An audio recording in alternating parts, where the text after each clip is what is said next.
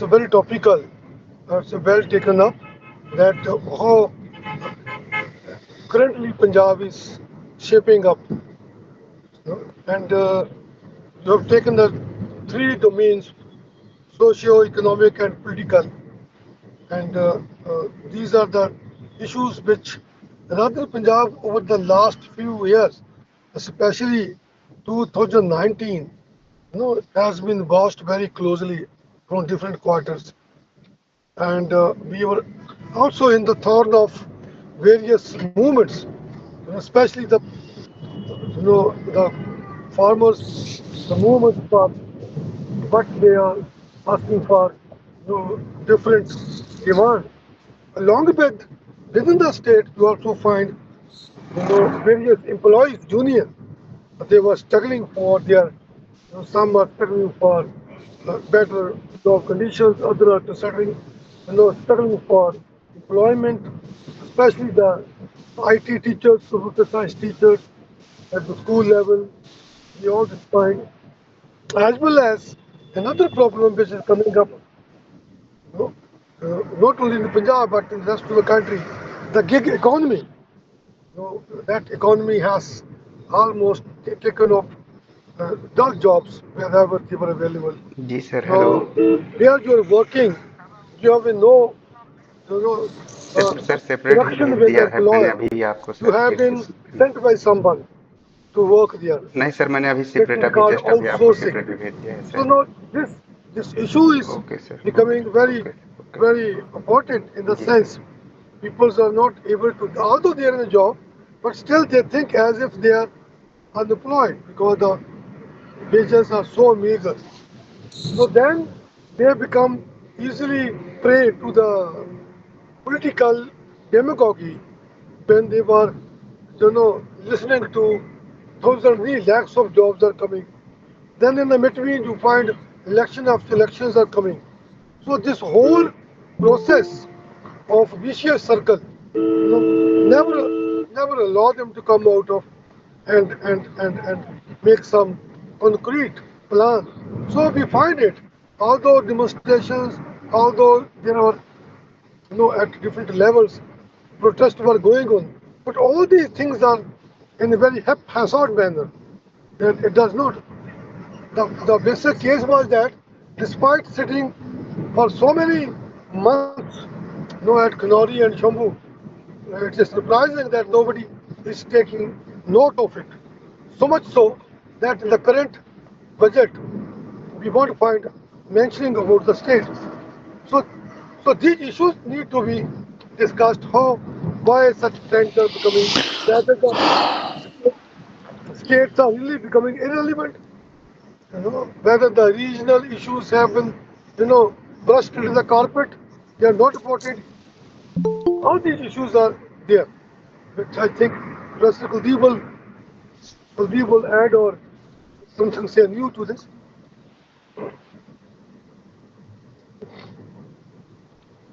So now Arpan ji, now we can start the okay, yes। Okay, sir. So we will get to hear Kuldeep sir's view in his note, in his address only. So, sir, if you both permit me, can I start the session, today's session? Okay, you should start. Thank you, sir. So, good evening, everyone. I'm Arpan Preet, research scholar in South and Central Asian Studies, Central University of Punjab, Bathinda. Today, I welcome you all to the to the two-day series on rethinking Punjab politics, a discussion on evolving economic and socio-political dynamics. As Ronki sir has already elaborated on this topic, that how important this topic is in our contemporary times, and how under analyzed or under research this topic has been for a time being, given its critical importance in this time. So, on the behalf of Research Scholars Association, I welcome you all to this very interesting webinar series. Today's session is focused on political and social dynamics of the contemporary Punjab's environment. And Professor Ronki, who is Shaheed Bhagat Singh Chair in Department of Political Science, Panjab University, Chandigarh, will be chairing this session. Sir, we welcome you to this session. And the session will start with Professor Ronki Ram's address, and it will be followed by five expert speakers of Punjab's socio-political dynamics.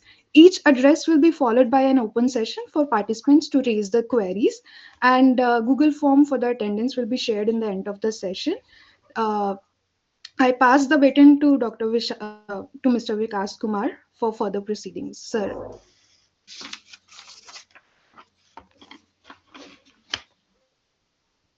Thank you. Thank you so much, uh, Arpanji.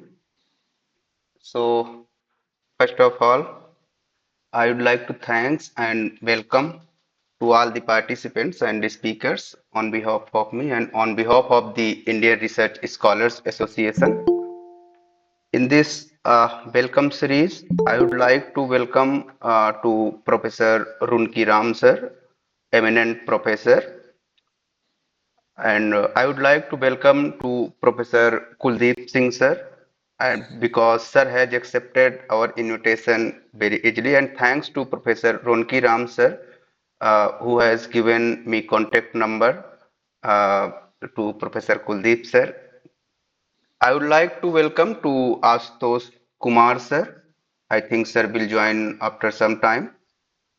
I would like to welcome to Professor Priyatosh Sharma sir, Dr. Satnam Singh sir, Dr. Hemant Kumar ji, and the scholars who are belong from the special from the Punjab states, Arpan Preet Kaur, Preet Kamal Singh ji, Naucharan ji, and others who has given their excellent effort to make this webinar successfully.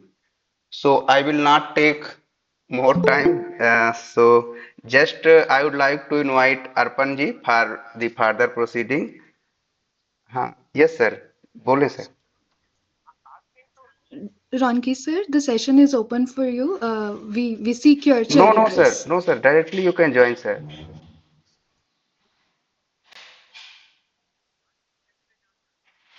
1 minute, sir. मैं आपको link फिर से भेज Sir, रहा हूँ, sir. I think your audio is off. Sir, you are on mute. Can you please turn on your mic? Okay. Okay. Thank you, sir. First of all, I would like to congratulate Vikas, Arpanjit Kaur, Preet Kamal, and other members of the Such Scholar Association. This is a very welcome and encouraging endeavor on your part. Not only that, the university has taken this opportunity, but now university, we find that earlier there used to be a such scholars association including scholars from different universities. Now, Jawaharlal Nehru University has taken this initiative, including the Central University, Punjab Central University, Nanak Dev University. They have joined hands to discuss this issue. And today's issue is the issue which they have decided, is the current Punjab. And at this time, they try to locate the currency of the politics in contemporary Punjab from three standpoints: economic, political, social. So let me briefly uh, put this issue in a framework so that our scholars from DND to Punjab University, they would be able to focus on these issues. I think that Punjab politics in itself has taken over a lead over those economic and social issues. Fine. But whenever social and economic issues are discussed in any fora, academic or intellectual, these hardly these issues were taken up in a spirit which they need to be discussed. We hardly find any text which is coming on exclusively telling where the economics of the state is leading us and where the social issues, I mean social within inverted commas, has been understood. Whatever we find, any understanding, we find only through the politics, the bylanes of politics. We enter into economics. We often say that politics has emptied our treasury. We never try to say that why this has happened. So the social issues have also been taken up when some problem comes up, like recently in Amritsar. We find it that the that the BR Ambedkar, so issues which comes up in some villages, regarding these social concern issues. So we start waiting. As far as the overall context of economic in the state is concerned, we are not paying much heed. So this way, I find that the today's discussion which you have organized is well, defined because we try to say if we want to understand the politics, we have to understand the economics. But the question is, how we will stand the idea of Punjab's economics. We have we have few books which have published in the last 1.5 years by Professor Sindar Thandi, by Moliner Christian, one or two books, and another book which came on Punjab dealing with its multi-dimensional issues by Professor Kuldip Singh based on Punjab water crisis. But this wasn't about water issues. It was through this issue he tried to locate the politics, especially the politics and the economy of the state. So we find it how we would look into the economy of Punjab. What we need a political scientist only to talk about it. Why not? We will take what are the basic issues of our economy, which has been, troubling Punjab over the last many decades. We do find it. We have just completed our Republic Day on 26th January. We find that 1947 to 1966, how the issues remained in Punjab. We find that how many times the ministries were changed. But this also remained as a major theme after the you know reorganization of the state. So our economy, which was there right from the day Sir Sikandar Yad Khan, Khidr Shah Tiwana, we find those issues. At least at that time, we had a, you know, conglomerates of various, economic stakeholders. चाहे through the Unionist Party or through the Muslim League or through Muslim League later on could not do much putting in Punjab. Union government did Union party did not allow them. In the 1937, Jinnah has to got all his candidates got the postage ceased because he could not make any dent in Punjab. So that was an issue that used to take itself as a priority because we find it that right from the canal colonies after the British took over Punjab, till the 1907, the first Punjab struggle in the most systematic and meticulous way, started by Tataji of uh, Shaheed Bhagat Singh, Sardar Ajit Singh, and you know, uh, Shere Punjab,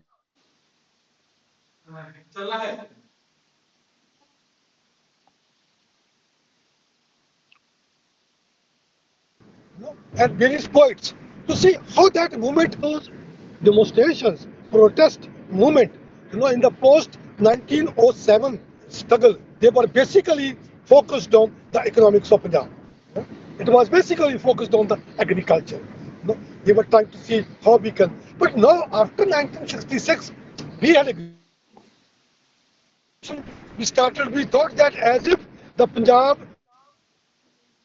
problems of Punjab economy had been solved by this new experiment. We became very happy because we are getting mechanized agriculture, we are getting cooperative societies were made at that time. We start getting fertilizers, the NLF national fertilizer. We find it supporting the world. So the issues are there, but actually we find less. It was way back, in the late 90s that we started thinking about the border across the border trade issues. Some border state issues were Even in the Guru Nanak Dev University, some studies were done, on the border issues, problems of their agriculture, crossing the line, or this. But basically, this was not properly focused on. So we need a framework to understand Punjab economy independent of what we discussed today in the politics. I'm not saying that politics has no role to play in economic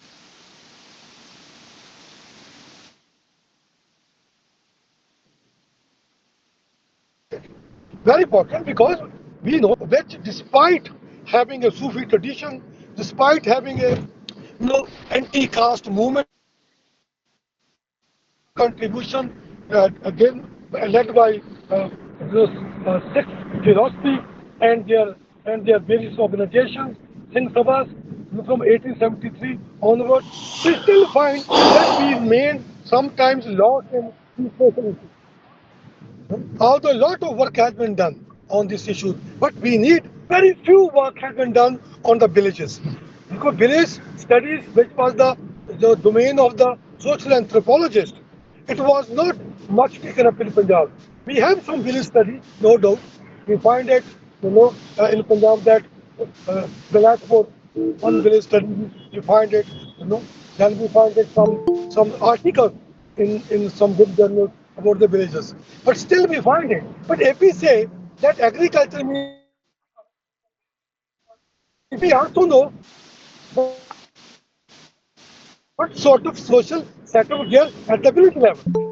We really find, although we have a great occasion, despite so many problems during the dark days, Punjab remained communally united. Despite 1984, Punjab remained communally united. But we had a problem where we find that two communities, they constitute, each one 33% of the state population. The agriculture community around 29 to 30, 42%. Similarly, the Dalit community. But mostly over the few years, over the few decades, we can say last few decades, some of the scheduled castes have dissociated themselves from agriculture, and in their place we find migrant labor has come in. So, that migrant level often nowadays you can find that here and there it's becoming the talk of the day. So we are trying to find a new situation which is coming up, which is we never thought that our migrants are there in the rest of the world. But when the other migrant come in Punjab, we start taking issue of ethnicity, other things. This issue need to be tackled very closely. The third issue, with this I will stop. I know the time is not there much. Political. Political issues are very important. We have seen Punjab always standing in the forefront of the regional identity issue, the federal structure issue. We always try to talk about. We find that how the casting Badal tried to, to oppose, demonstrate during the 1984 Asian Games, or at 80, exactly at August of the year Asian Games, when he in incognito entered Delhi and tried to protest, posing the question of regional identity. But now again, after a long time, everyone, either from BJP or from Congress or from other party, they are showing, their love for the Akali Dal. It should not be, set aside. It should come forward because the regional identity is the issue.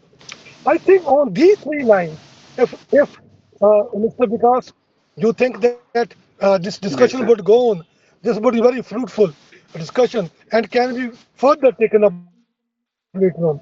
So I welcome Professor Jagroop Singh Sekhon. Supriya Tosh, I see it on the screen. And now over to Mr. Vikas. Thank you very much. I would be joining you soon on my laptop reaching home. I'm on a few minutes more away from my destination. Thank you very much. Thank you so much, sir. We are delighted. I And think it was clear. It was clear, Arpana.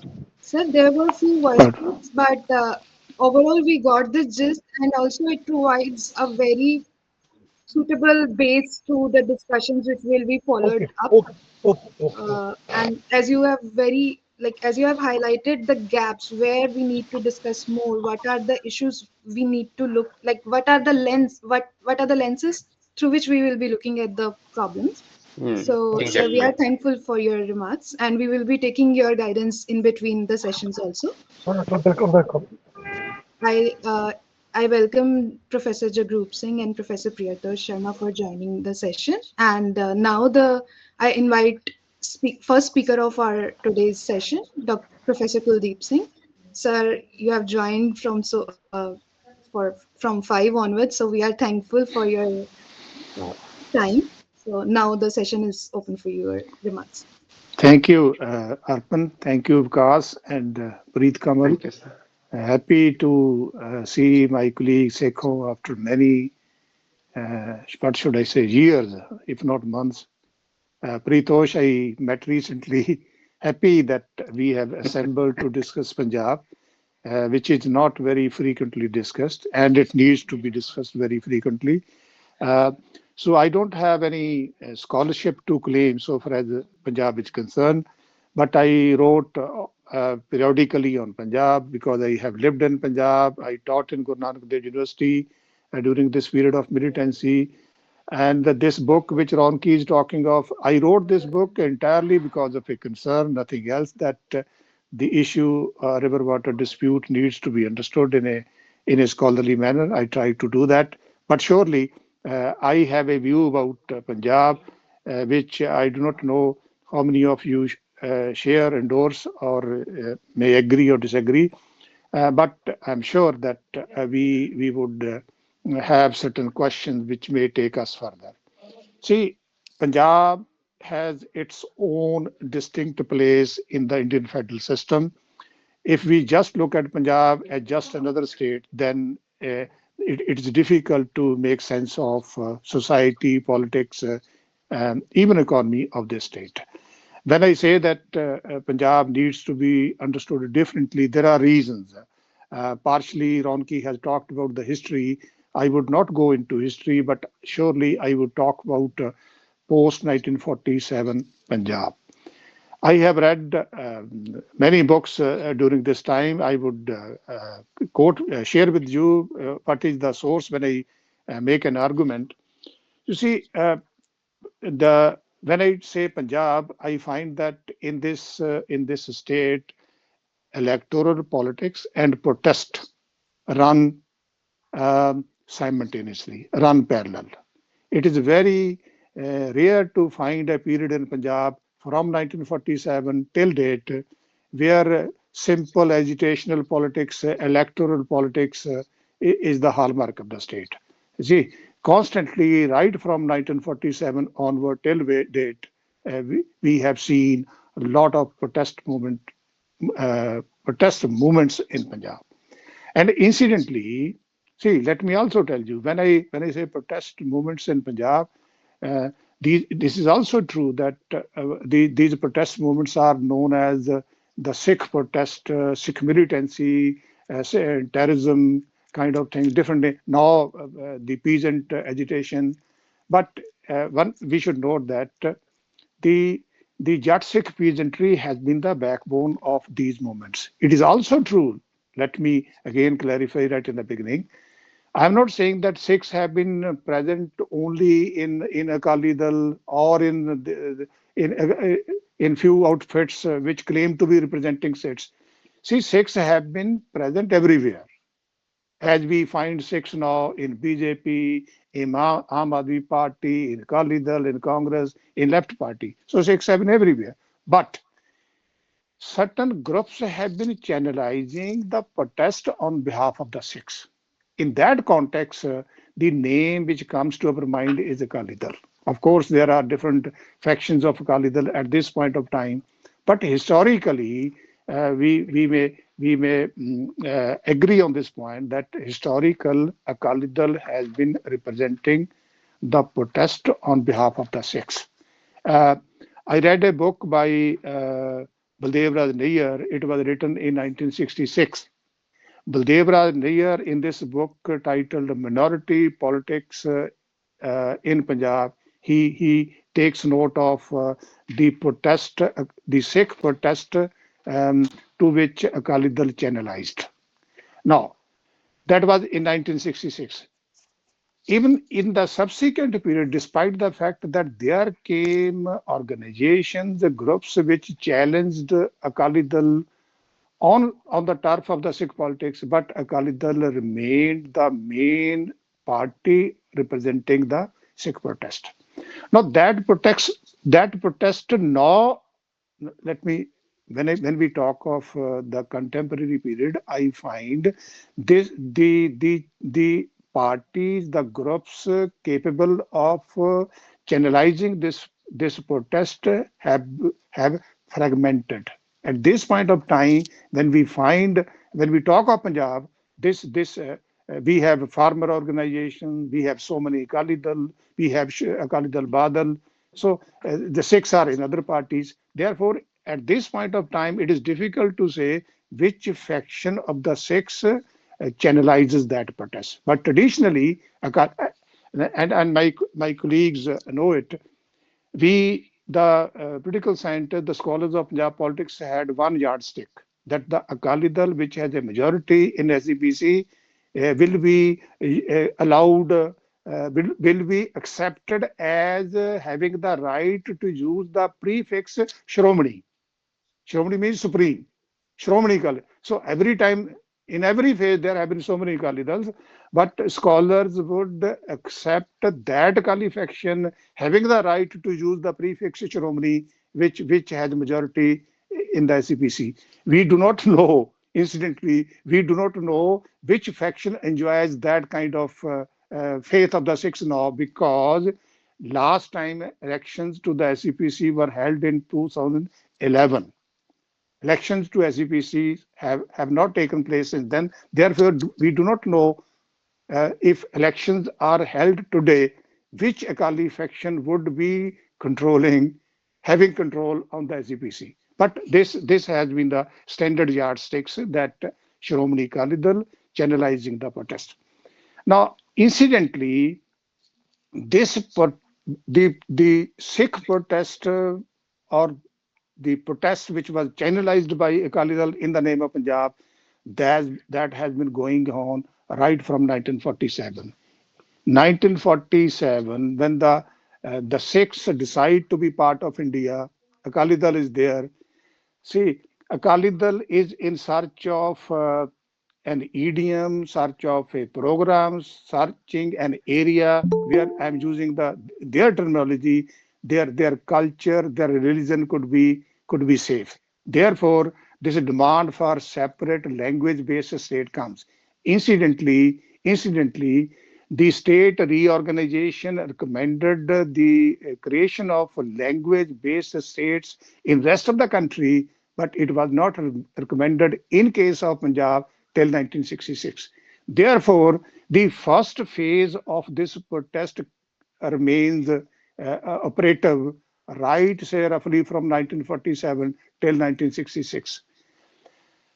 In 1966, Punjab, this reorganized Punjab having come into existence, there were four Akali governments, three Akali governments, one government led by Akali rebel. So none of the issues which emerged from the reorganization of the state could be settled by those governments.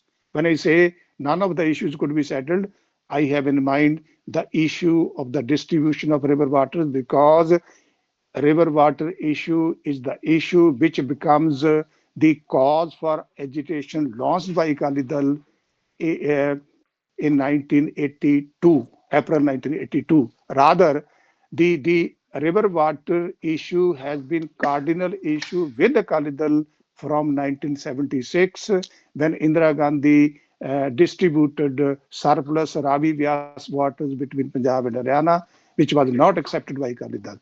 Akali Dal came to power, therefore issue went to the background. Then Akali government was dismissed in 1980. From then onwards, few significant developments took place in Punjab, where lies the genesis of the militant movement, the terrorist movement resulting in attack on the Golden Temple. What is that? See, I'm saying that in 1976, Indira Gandhi award was not accepted by the Akali Dal. They formed government in Punjab, therefore issue goes to the background.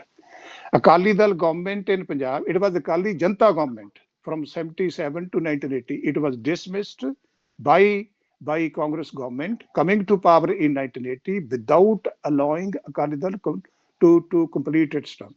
Now, at this stage, Akali Dal reinvents the river water dispute of the Punjab. I would shortly discuss with you certain developments which arose parallel to this, out of which this militancy of Punjab. Now, coming to power, in Punjab also Congress government came to power in December 1981. Indira Gandhi government ruling at the center made the three chief ministers of Punjab, Haryana, and Rajasthan. Incidentally, Punjab, Haryana, Rajasthan, all the three states were ruled by the Congress party at that point of time. So Indira Gandhi, with taking personal interest, made the three state chief ministers to sign a new agreement in place of Indira Gandhi Award of 1976, which was again rejected by the Akali Dal. Therefore, please note, my colleagues know it, but for the consumption of the students, I'm saying this militant movement started with this morcha. This morcha was for preventing the digging of the SYL, Satluj Jamuna Link Canal, which was to be dug up, which was to be laid for taking Haryana's share to its territory. Therefore, for preventing the digging of the canal, Morcha was launched. Then it was shifted to Amritsar, where Bhindranwale also joined. Let me also tell you, by the time this Morcha is launched, Bhindranwale had come into limelight on the basis of his doctrinal differences with many groups in Punjab.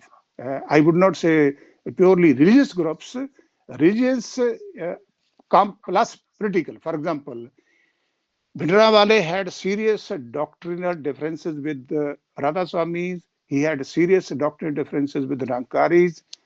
And taking up that, he had come into limelight and had earned some sort of respect in some sections of the Jat Sikh peasantry.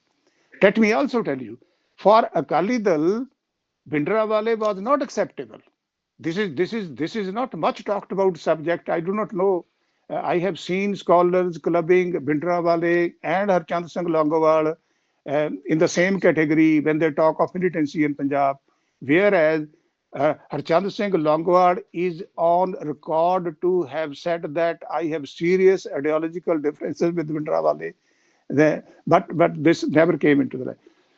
Why I am highlighting this? I am highlighting this to tell you that politically it was compulsion of Akali Dal to raise this issue um, with much more stronger voice, because Akali Dal was being challenged on Sikh turf by Bhindranwale. So therefore, this morcha takes place in this. Now, let me remind you the basic argument I am making. I am saying protest has never been away from Punjab, number one. Number two, I am saying protest was largely channelized from the platform of Akali Dal. Third thing I am saying, protest at this point of time, though was being channelized by Akali Dal, but another important leader joined Akali Morcha, that was Bhindranwale, with whom Akali Dal had serious political differences, ideological differences, but please note, from whom Akali Dal could not disassociate, associate. So therefore, now, how this agitation started for preventing the digging of SYL, which I am telling you was to be laid for taking Haryana's share to that territory, how this movement took the militant form, there are many questions. Let me also tell you. See, Punjab militancy, so far as the rise of Punjab militancy is concerned, it is a relatively well investigated area. So many scholars from within the country, so many scholars from outside the country have written on the rise of militancy in Punjab. But relatively speaking, the fall of the militancy has not been investigated in the sense that on what note militancy ended, some scholars have taken note of it. Who made that abrupt end to happen? That has not been investigated. So therefore, what I'm trying to put is, I would rather quote two, three scholars. One is Paul Wallace, who wrote many years back that no closure of this movement has taken place. Of late, my colleague Satnam Singh, they will also talked about this thing, that the closure of militancy has not taken place. In between, in 2016, I also argued that the peasantry which gave wholehearted support to the, I'm not saying militancy because it was pure and simple agitation to begin with, and gave wholehearted support to the Kali Morcha. They withdrew from the movement abruptly. What made that to happen? I also argued, saying that the the the type of character movement had assumed that was not approved by the Sikhs, not knowing who was doing it. Therefore, they thought of withdrawing from the movement. I put the fall of militancy this way, having considered the point with the scholar that no closure of the movement has taken place. Picking up from here, I have argued in my book written on river water dispute that if tomorrow, see, even this issue has not achieved any closure. River water issue has not also seen any closure. See, please note, there were 32 movements, I'm sorry, 32 demands on which Akali Dal had been negotiating with the center since October 1981. The number of the demand was reduced to 15.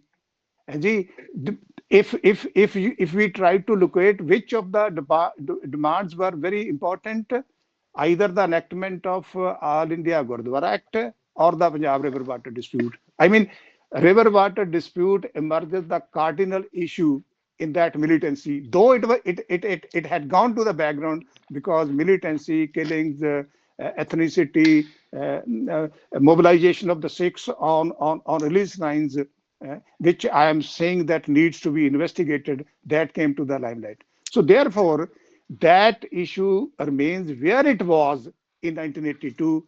Therefore, I say closure has not been achieved. So I have argued in my book, if tomorrow river issue comes to the limelight, the peasants who supported the movement earlier would come to for the cause as they did in the past because the issue has not been closed. Now coming to the present phase. See, I am of the view that the issues which led to protest agitations in Punjab, most of those issues are alive because as I have already pointed out, none of those issues have been closed, have achieved closure to the satisfaction of the people who gave the wholehearted support for that agitation. Therefore, those issues are alive. And instantly, those are the issues about which peasantry is very sensitive. See, the, I do not find much difference in terms of resonance so far as the river water dispute is concerned, so far as the issues of the peasants are concerned. Let me repeat, in terms of resonance in Punjab, the resonance of river water dispute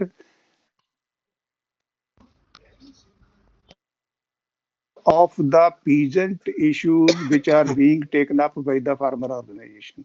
That's a different story at this point of time when we are talking of protest movements in Punjab.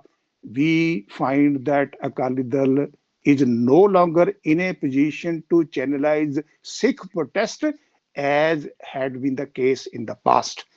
It is also true, I see it this way, that the Sikh protest, which for many years Akali Dal had been channelizing, that is no longer being channelized by any single group that has assumed what I call a fragmented appeal, fragmented in another sense, that is, so many channels are channelizing this protest in their own ways.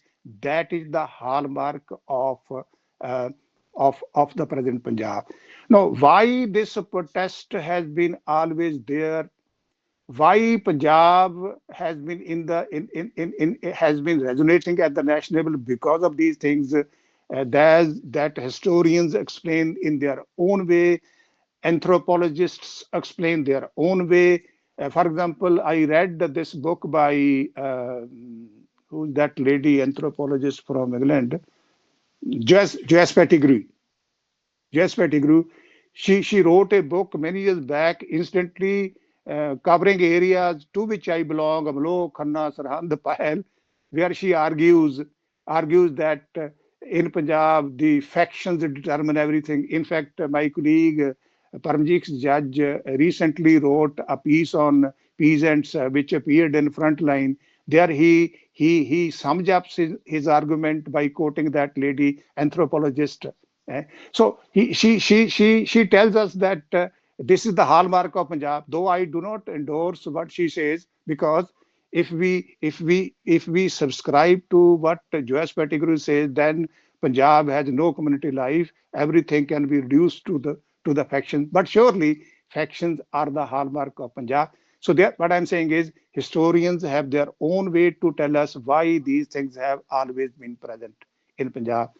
Anthropologists have their own view. I stop here saying that the protest has never been absent. It is very much present now also, but the fragmented form of protest is a challenge which needs to be comprehended at this juncture. Thank you very much. Thank you so much, sir. So we are delighted with your views, and it was very informative session. Like the issues have always been there, but it's the channels which have become more fragmented, through which those issues are being asserted. So we are thankful to you, sir.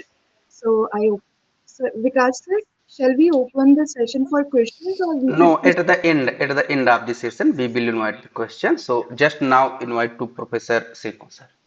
So moving forward, I will invite Professor Jagroop Singh Sekhon, former professor, Guru Nanak Dev University, Amritsar, Panjab. Sir, we welcome you, and the session is open for your remarks. One second, sir. Kuldip, sir, it would be Yes, yes, very kind of you if you can turn off your mic.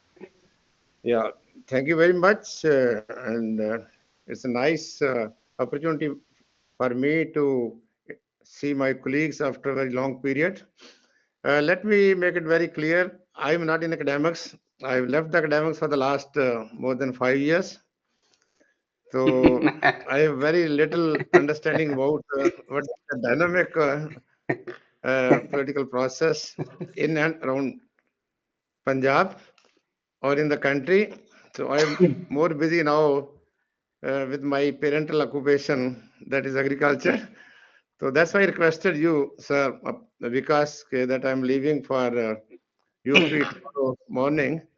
So if it is possible, then I will be part of this exercise. So thank you once again. I think I will take the liberty to speak in either Hindi or Punjabi or a little bit English, if it is permissible. We Sure, are sir, fine sure. with it. Yeah, yeah, it's there. Okay. This was basically to put on the record that I can also still can speak a little bit English and explain some views. It's nice in that we also, Professor Ronki has explained things in the historical context. My colleague Dr. Kuldip Singh has taken a broader perspective of particularly the past issues, particularly in the post-Green Revolution, and with that period he refers to the militant period, some say terrorist period, and the post. Basically, what we see is that post-terrorist period and the contemporary situation. Basically, as we going through the what was your concern, Really, if we see the Punjab, there are various ways to see the Punjab. As Dr. Kuldip has rightly said, we all know that each state has a different political process, dynamics of politics is altogether different. Even in Punjab, which is almost 1.5% of the total area, we have three sub-regions, geographical regions, small regions, Majha, Malwa, Doaba, and you'll find that a lot of cultural variations, there's a difference in the political dimensional process, and so on, so forth. Understanding Punjab, that we would see that the past is very important to see present and to think about the future. Punjab is possibly the only state in the country which frequently witnessed many ups and downs and change in its demographic structure. Not only its size in the territorial size, but it's a demographic structure. We all know that Punjab is a state which was annexed by the British basically 1849, almost the last territory which was annexed by the British. And after that, from 1849, we see that 1947, I'm not going into various details over there, but the demographic structure was altogether different. And the majority population was, what we see is that the Muslim population followed by the Hindu population, then the Sikhs were in that way of the minority in that. Then 47 comes at the time, we see that again demographic structure changes. And partition took place, and most of the areas, we had 29 states at that time. Before that, we have two elections, 1937 election, 1945 election. That's a different thing. I don't want to go into detail of those elections or electoral processes. After 47, we see that the different demographic structure, there's a good beginning in that way. Punjab came out of ashes. We all know that what Mehender Singh Randhawa has referred about that, how partition took place, how painful the partition was. The number of people got killed. I think possibly the migration, involuntary migration. It was not a voluntary migration from this part to that part was their rehabilitation. And Punjab stood on its feet very soon. After few years, it basically revived its old glory. Then again, there was a demand for a Punjabi Suba, and Punjab, the present Punjab came into being. And with the coming of the present Punjab came into being, it became a Sikh majority state. And after that, the very dynamics of its politics or a political process, or what we see the articulation of the demand, particularly the very important regional party, which I think is the oldest regional political party in the country, became a political relevant. And after that, you see that we see the Green Revolution, and Green Revolution also changed the very, what we see is the development process in the state.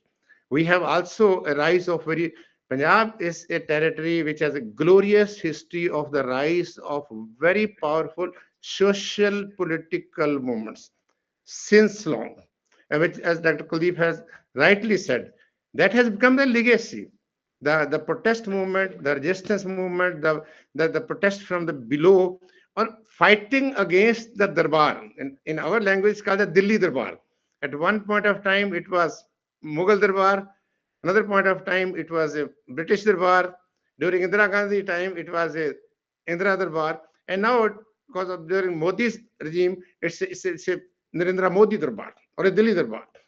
And you see the logic of that fight and that very pattern of that fight is very much there. And we know we have very good beginning. We are a young kids at that time, particularly in the 70s. We have a very good beginning with the coming of the Green Revolution.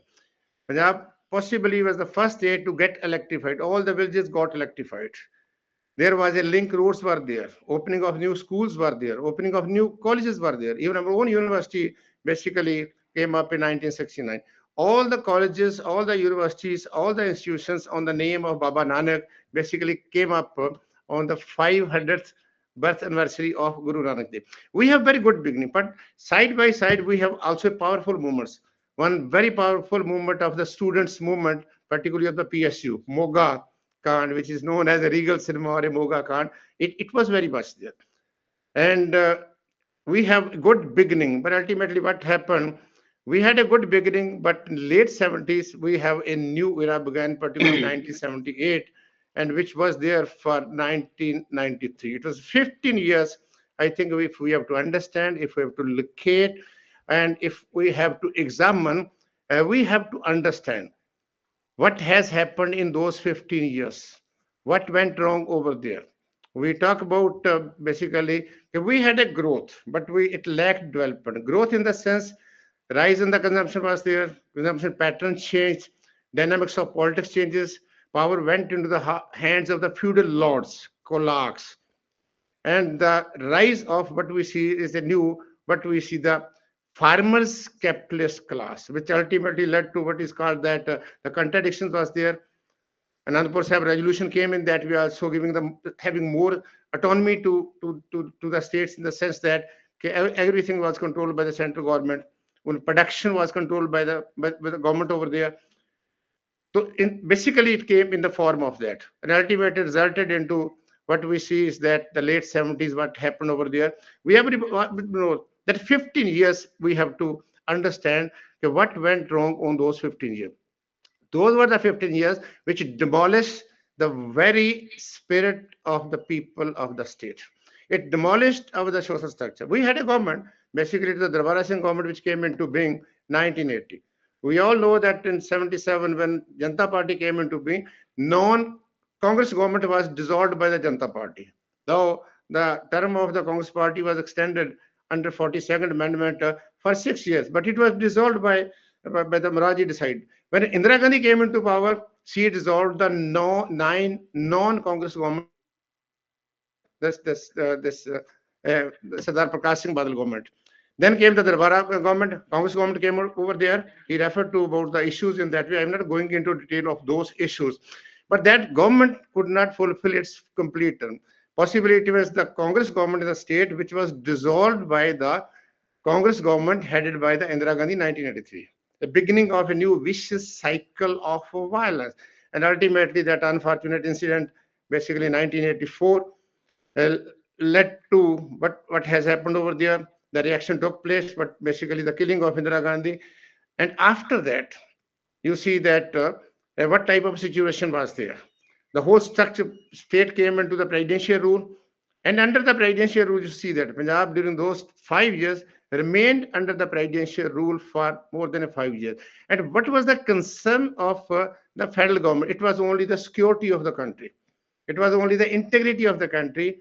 People were not the considerations of that. Elections of the Panjati Raj system could not take place. Our education system became dysfunctional, particularly the public education system, the government education system, the health system basically collapsed in that way also. And because of that violence, the well-to-do people in the villages who at one point of time was the voice at the ground level, they moved from the villages. It was basically two shades of the violence. One was of the state terrorism, other was the non-state actors terrorism. But you see that 1984 there was this Golden Temple attack and assassination of Indira Gandhi. But see the spirit of the Punjab. 1985, an agreement took place between the central government and the Harchand Singh Longowal. And immediately Harchand Singh Longowal was also assassinated. 1985 elections, you see the way people participated in that election. And the first time it was the Akali party which got the majority in that. Anyhow, it was a politics in that view. Agreement was not what we see is that implemented and the government was dismissed. Here led to the rise of violence in the state. From 1987 to 1992, there's a rise and the rise of the violence. Punjab was made a police state. It was for the first time possibly in the history of post-independent India that the police districts were created. We had a one revenue district, we have a 3 police district, and all the laws were being brought into. No Vakil, no Dili, Tada was brought into here, and you see that many more in that way also, that it became a police state. The whole system become dysfunctional. We had a students elections in the state. Last election took place 1983. There was no resistance. There was no basically protest from the people. A total ban on a political activity. If people protest against the state, they were considered to be the supporter of the terrorist. If they oppose the terrorist activity, they considered to be the agents of the state. They got sandwiched. And this led to what we see, the demolishing of the social structure in the villages. Punjab, because almost three-fourths population used to live in the villages. When that pressure came down, the institutions started tumbling down. And after that, when the peace was restored, 1992, 93, and we had almost three terms were enjoyed by the Akali BJP, three terms by the Congress party. People were never a part of their agenda. Punjab being a border state, having a common border with the Pakistan for 553 kilometers, all efforts were made to fence the border, and there were 279 villages when the partition took place on the border. And these are the villages which were the highly developed because of their connectivity with the Lahore as a center of education, Panjab, Amritsar with the center of a trade, then a Firozpur as basically a regional headquarter of the railway. These are the most developed area. You just go and see the census of 1941. You'll find the strength of these villages. Most of the social movements, most of the Gadarite Babas, most of basically the Kisan leaders in the pre-partition times basically came from that village. They were totally neglected. They were totally basically thrown into the dustbin of what we see the system over there. And not taking much time in that way also, because we have to discuss the issue. We have to come to the contemporary issues, how those issues can be considered, how those issues can be taken up. And the 30 years agenda basically was not of the people. And with that, we all know that when the peace returned in Punjab, the new mantra of liberalization, privatization, and globalization came into being. States started withdrawing from the social. What we see is that the responsibilities. It's good in that way also. There was a continuously growth, increase in the rise in the agriculture over there. Agriculture rise was there. Punjab basically is agriculture state. Even there was a violence, and during those times, we all know that industry could not take place because of a border state, and whatever the industry we had, it moved outside the state. The second was that the central government gave some concessions to the hilly area, and ultimately it also was a serious blow for the economic, particularly the industrial development. These are the issues which can be taken up after. So my point here is that the leadership which we had, the leadership which was the product of the Green Revolution, the feudal lords, and the other part of the leadership in the Punjab was that they belonged to the same class and the same caste.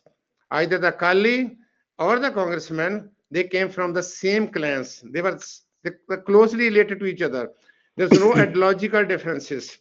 They are very closely socially related to each other. Their agenda was altogether different. On the one side, people were left behind. On the other side, you see a new class has come up, and that class was least bothered in that way also. And 90s onward, we have seen that there was a continuously increase in the debt of the Punjab, continuously borrowing on that, and which ultimately, but particularly 1996 onward, there was the politics of the freebies. It was basically the Congress, a few Congress government, Bibi Patel, who introduced first time the free electricity to the small and the marginal farmers. When Badal Saab came into power, he made it free for all. And this process continued. The politics of the populism, the core issues were not discussed. The recruitment, particularly in the schools and the colleges, did not take place. The last recruitment before this one took place in 1998. We have, you see that about more than 60 government colleges. I think total strength, I do not know exactly what is the number, but it was less than a 700 total number before this Lord joined in the government schools. And nobody bothered in that way also. Nobody concerned about that. When the agriculture income started declining in the mid 90s, then the pangs of this basically started coming up. Peasantry feeling that heat of that, what is happening? On the one side, there is an open market is there. On the other side, basically they are not secure how to sell their produce in that way also. So gap in the input price and the selling in the output ultimately resulted into what we call as the structural indebtedness. They're structural becoming marginalized. They're structural becoming going out of what we see is the development process, and ultimately we see that the recent what has happened in that way also. So this process continued. But on the other side, you see that, as I said, that whenever Punjab gets an opportunity, Punjab strikes to that opportunity. And comes when 2014, we see that a new alternative politics came over here. Nowhere in India, it was only Punjab which made that experiment in that way also, because the people of Punjab are always ready to make new experiment. Basically, we have the history of making new experiment, maybe in the form of revolts, maybe in the form of the protest, maybe in the form of anything else, or making new things to happen. So this has happened in that way also. But ultimately, Punjab, the people of the Punjab basically remained at the cutting edge, remained at the receiving edge. Reason is very clear. The reason is a small state away from the coastal area. No new industry can come over here. There's a big border line, 553 kilometer border line. So ultimately resulting into what we are witnessing that way also. We don't have a good quality education which empower the people, what you see that compete with the at the national level, because the very structure of the education in that way is very weak. We had for those 7, 8 years, we had examination without teaching the students in the classroom. And copying became an habit. And in some cases, more than copying. So ultimately, whatever the structure was there. And on the other side, government, there's no hope to get any employment. There's no hope to get any, what we see is that to take for, you see, any new job over there, because government totally withdraw from there. So this created a new hopelessness situation. And ultimately what we see is that outward migration, involuntary migration, moving to the outside countries in that way. And side by side, what we see that when there's no agenda, when there's no business, smuggling became smuggling was there. It's not that this is for the first time. That was of a different type of smuggling. But this smuggling, which destroyed their generations, became what we see the hallmark of our politics, hallmark of our economy, and socially to some extent. Parallel, you have a extra center of powers. Is a different issue in that way also. There's a mushroom growth of the Deras and the Babas. When there was that type of situation, when the hopelessness comes over there, nobody listens to that. You don't have an alternate agenda. 1/3 population in Punjab is of the Dalit Bhaichara. At one point of time, we have a very powerful, what is the left movement over there, which basically almost became insignificant or non-political, or what we see is the political irrelevant. There's no question in that way also. And before that, 1993, you see that it was only the Punjab where the new experiment of BSP came over there. The very rise of the BSP took Punjab, but ultimately it succeeded in UP, where the Dalit population is just 17%. We have a Dalit population of 30 plus percent, but it could not succeed in that way also. The very communist power structure is very rigid. It's very rigid in the sense that no new ideas, particularly which was to come with the scientific temperament, which was to come with the modern education, which was come to with what we see is that the Paichara, it remained basically apart in that way also. So point here is that ultimately it's fact in that way of the terrorist violence broke the back of the country. It was more than government figures say 26,000, but usually it is being said that more than 37,000 people became the victim of the terrorist violence. Not only 37 people lost, the well-to-do people. There were scholars were there, political leaders were there. Of course, there was commoners were there, but basically they were posed a serious challenge to the very thoughts, to the spirit of the people. The resistance became a thing of the past. It was only a few, we see that years ago when an organized resistance came in the form of the peasantry over there. So question here is that the quality of the leadership. Nobody basically visualized that. We have come to know, some scholars have written that way also. Punjab was very fit case for the IT industry. And some IT basically people came to Punjab because for them the Shivalik Hills, particularly the area in and around Chandigarh, in terms of its climate, in terms of lively what all these things were there, but they did not bother about it, did not think about that. And ultimately, what we see is that a different type of politics came emerged over here. Sorry, basically, the power got centralized and the terror got decentralized. Dr. Kuldip was talking about the Akali Dal. I think if we have to see that what went wrong with the Akali Dal, basically, Akali Dal has a very glorious history. Akali Dal was a party of the commoners. Akali Dal represents the marginalized, the small. It was a symbol of honesty and the simplicity. But Akali Dal for the last 12, 50 or 30 years, it became a party of what we see is that it being basically what we see is that became a symbol of as a party represents only one clan or a group of clans over there. The type of people basically became part of that because of their remaining in power. And ultimately, what we see is that the very hope of the people got smashed in that way also. Congress, of course, in that way also was there. So nobody bothered about what will be the future of Punjab, what will be the future of the children of Punjab, why people are migrating from here, why lawlessness is coming up, why power is getting centralized, why institutions are not work, why what we see is that delimitation process was being done in that way also. Nothing happened. And ultimately, slowly and slowly, Punjab became a loser on all point of view. There are many more issues in that way also, but present if we see that when income, agriculture cannot, I've said it publicly on many occasions, even all the demands of the farmers are met, agriculture cannot sustain in this spot because of the small size of our holding in that way also. Both agriculture and agriculturists are in crisis. We have to find new ways and means, but since they are representing the masses, they are existing, it is there in that way also. So there's no way out. No new industry is coming over here. No new opportunities are coming here.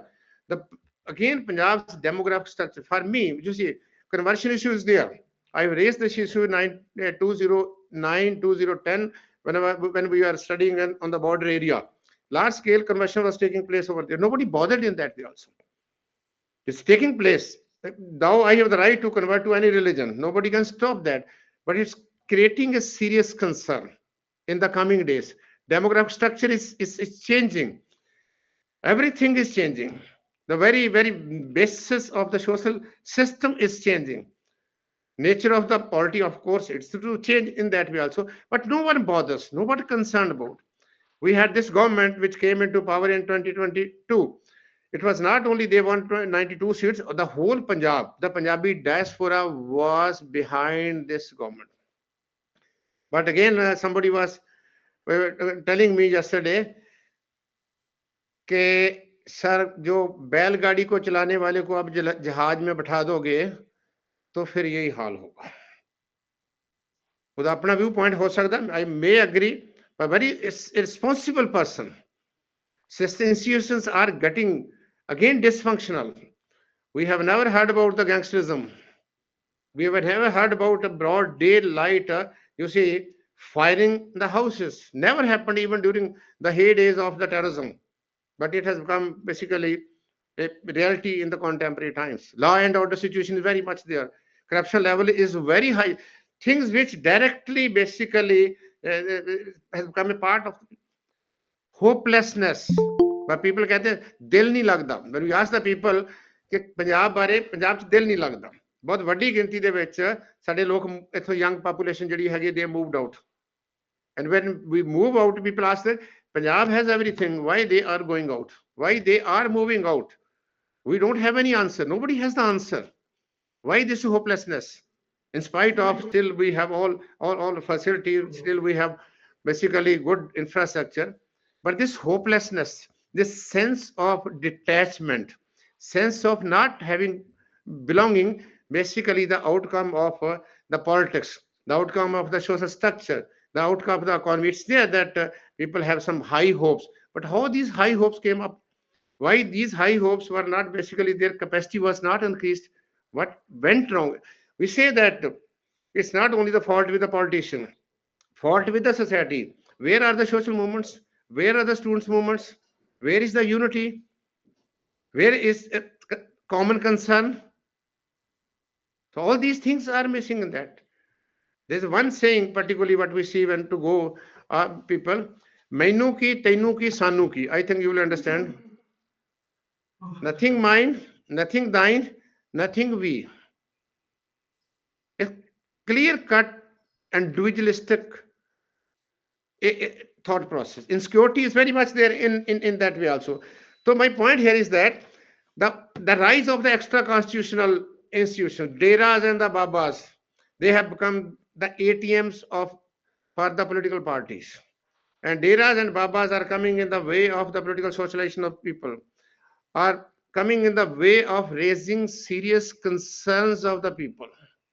So whatever we have to get from the system. Whatever we have to get, we have to get from, you see, uh, our system in that way also. They are coming, and there is a mushroom growth of the Deras and the Babas, particularly in the post-terrorism era. They have become a state in themselves. So it's a major challenge, particularly in our social structure, in our political economy, in the way of the politics. We all know that Punjab, Haryana was a part of a Punjab. And whenever there is election, you see that a major Baba is given a parole for political purposes. Oh, now, last thing I would like to say, what are the issues before us? Agriculture is in a serious crisis.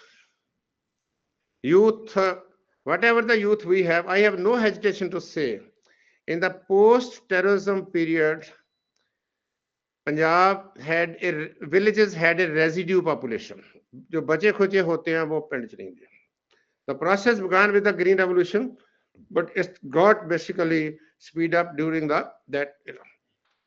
And now with the movement of the young population in the village, my village falls in this district. We have a small piece of land here there. We have a big house. My father constructed that house. You come and stay here. And you go there, we'll find n number of the people sitting over there. वो ताश खेल दिया दूसरा काम कर दिया. You don't find a single able-bodied person or a young boy or a girl which gives you an impression of a Punjabi Gabru, Punjabi Mutiar is almost missing in that person. You cannot move out of your house after 6 or 7 in my own village. Nobody listens to me. The whole system, the whole structure had got totally dysfunctional. No one bothered. They have a different politics. People are surviving because they have that survival mechanism. You and me cannot accommodate or adjust in that situation. The same possibly when is in the situation of the Punjab when we see at the macro level. The challenges are there, but on the other side, we have the history to meet those challenges. With the history to make new experiments, only thing is that we need a leadership. People still remember Sardar Pratap Singh Kaur. People still remember Mahinder Singh Randhawa, how he brought Punjab basically from that difficult times. People are ready to make new experiment. People are ready to contribute. They are doing their job. But the only thing is that they need a very committed. Punjab has everything. We have a very powerful tradition of, we all know, Kar Seva. They are ready to sacrifice themselves. Only thing is to give them the hope. Only thing is that to make them a stakeholder in the development process. This government has the opportunity to ask the people to elect sarpanch or panches whom they want to elect. But I'm sorry to say, the system had become so degenerated at the grassroots level, even a person who is contesting the post of a panch had to spend a lot of money there, had to bribe the people. Basically, it's a cultural problem. It's a structural problem. Exceptions are there. I'm not saying in that way. We have never heard as a child in the Panchayat election, this Vartara comes over there. People vote on with such considerations. It was just shocking for me. And when I see that, I see Punjab is in a structural crisis, maybe a moral crisis, maybe a political crisis, maybe a social crisis, and maybe other in that way also. And how to bring Punjab out of that, what we see is the deep, what we see, gosh, is a serious challenge for the scholars or for the common people and others. Thank you very, very much. It is nice and uh, that I congratulate the organizers that you have taken this issue and allowed the people like me basically to say a few stray words what I think. I was not prepared. I was thinking that when I saw that is five, I thought it has been postponed because I could not get. I'm sorry that I joined late for that. Any question which will come later on, I will be happy to respond to question. Thank you very much.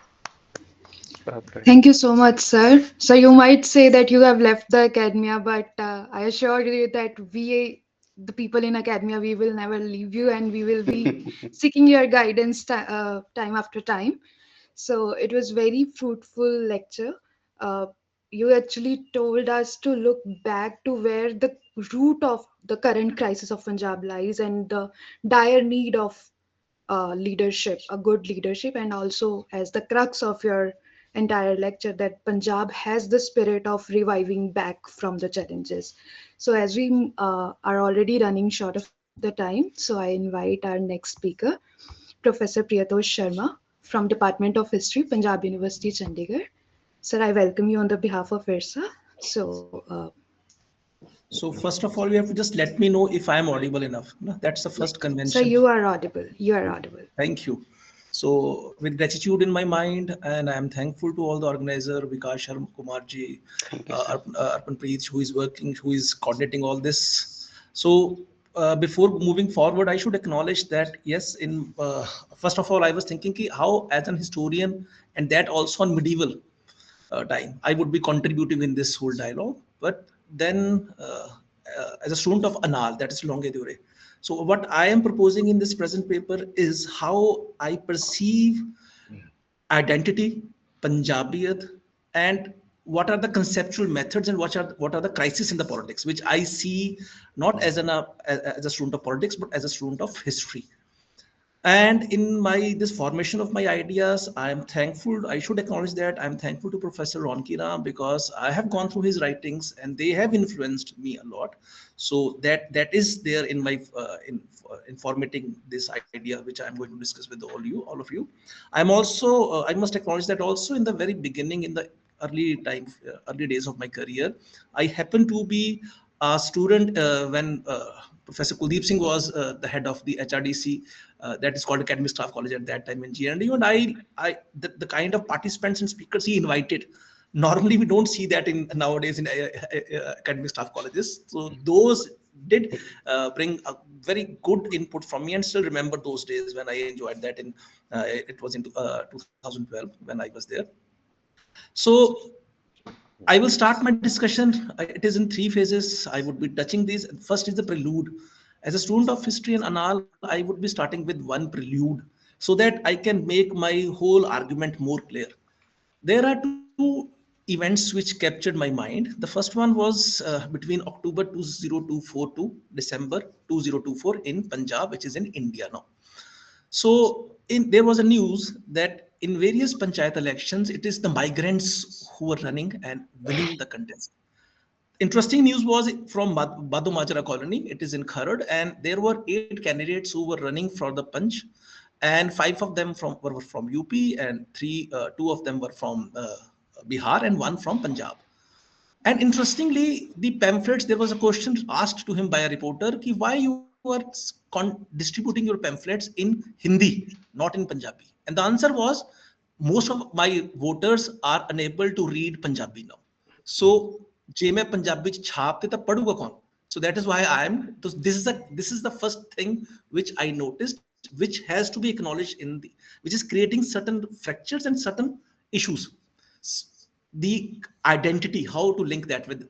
And now the second event, which I it continued in what happened in 1st December in 2024. There was a incident in Jawahar Nagar, Jawahar, it's a village Jawahar in Mansa. There was a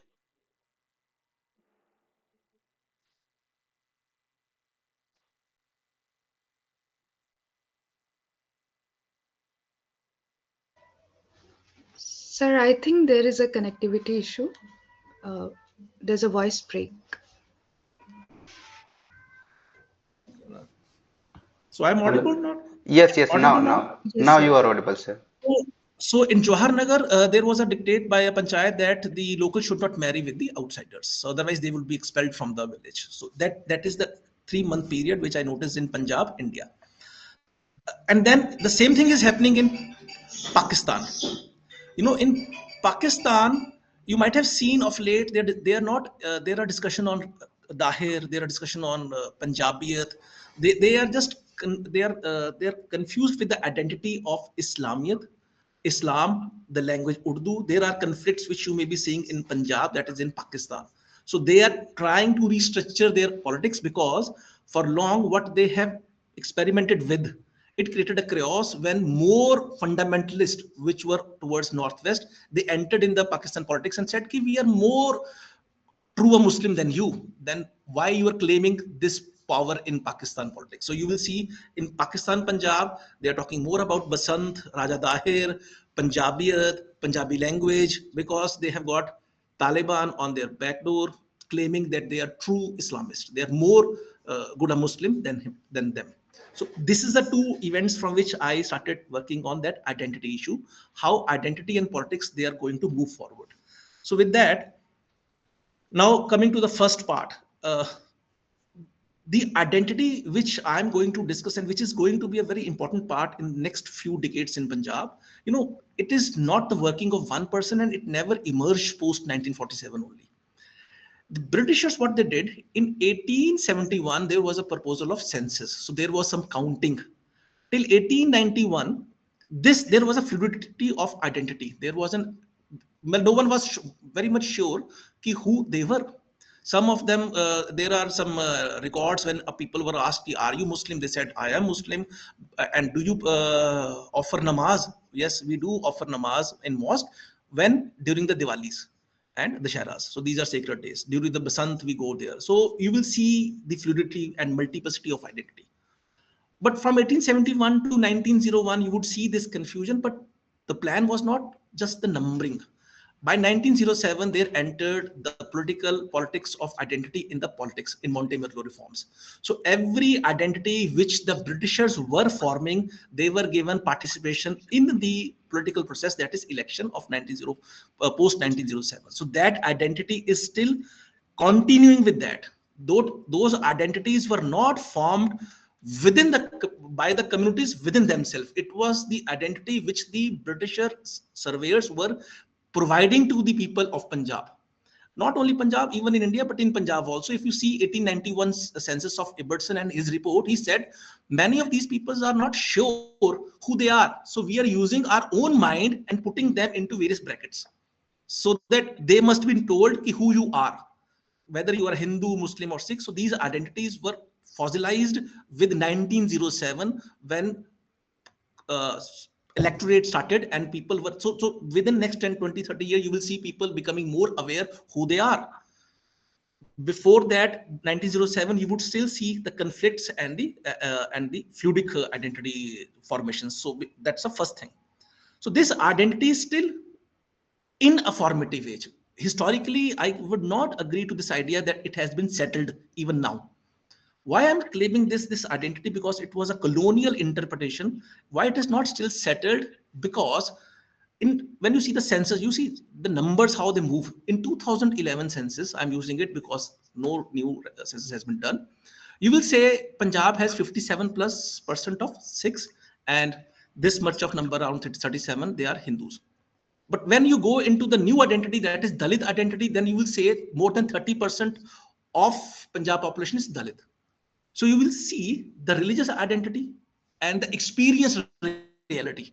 The experience reality experience of me, not simply as a Hindu, but experience of me as a Valmiki, experience of me as a Khatri, experience of me as a Brahman, experience of me as a Jat, experience of me as a Majbi. These all are working together.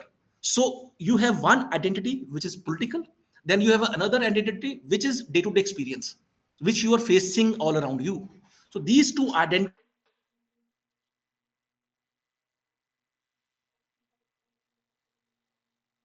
a political identity. One is a political identity and the other is a cultural identity. So that is how still we have to resolve it. And for that, there's a one interesting analogy which I normally put to my students, and never think this has not been resolved. People, historians have tried to answer that. That there is a one analogy which I should share with you. Then we move forward. Now, just imagine a person from Bengal or UP who has settled in Punjab for last 100 years.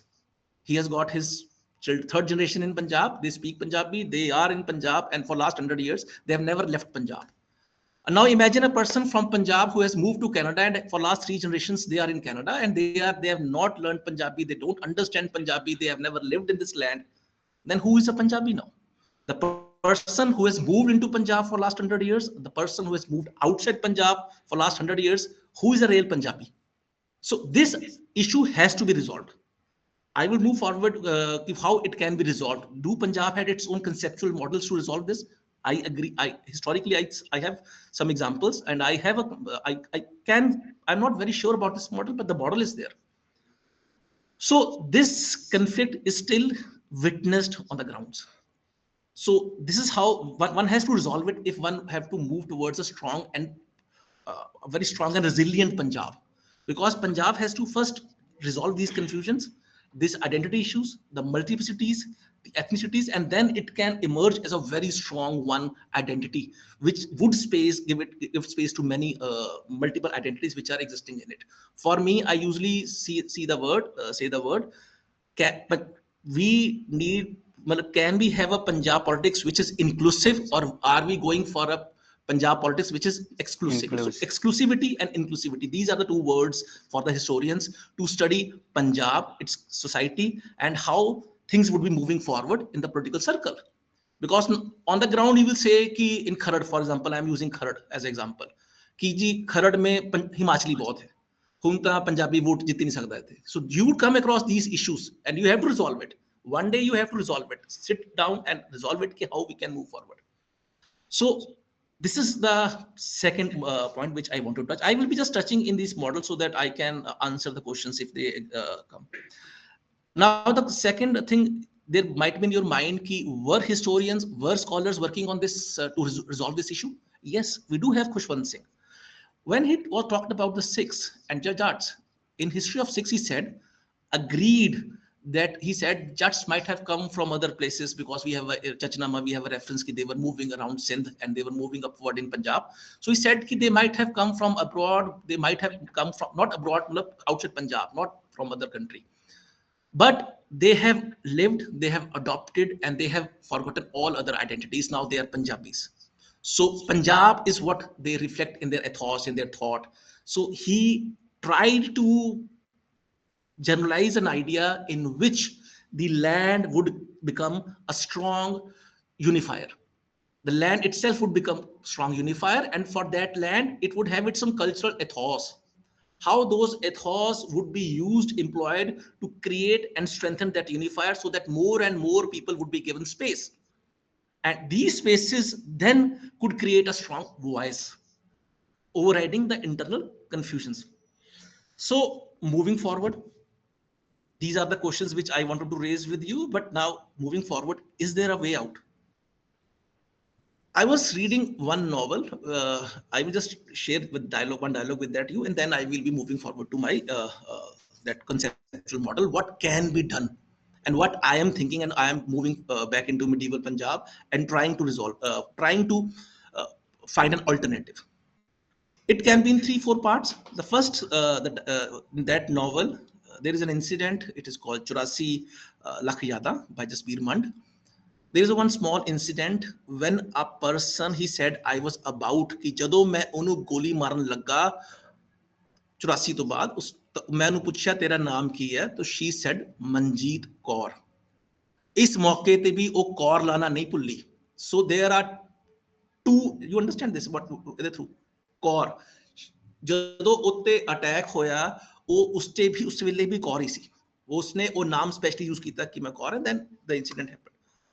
ਸੋ ਜਿਹੜੀ ਡੁਐਲਿਟੀ ਹੈ ਪੰਜਾਬ ਦੀ, ਜਿਹੜੀ ਪੰਜਾਬ ਦੀ ethos which can be moved forward.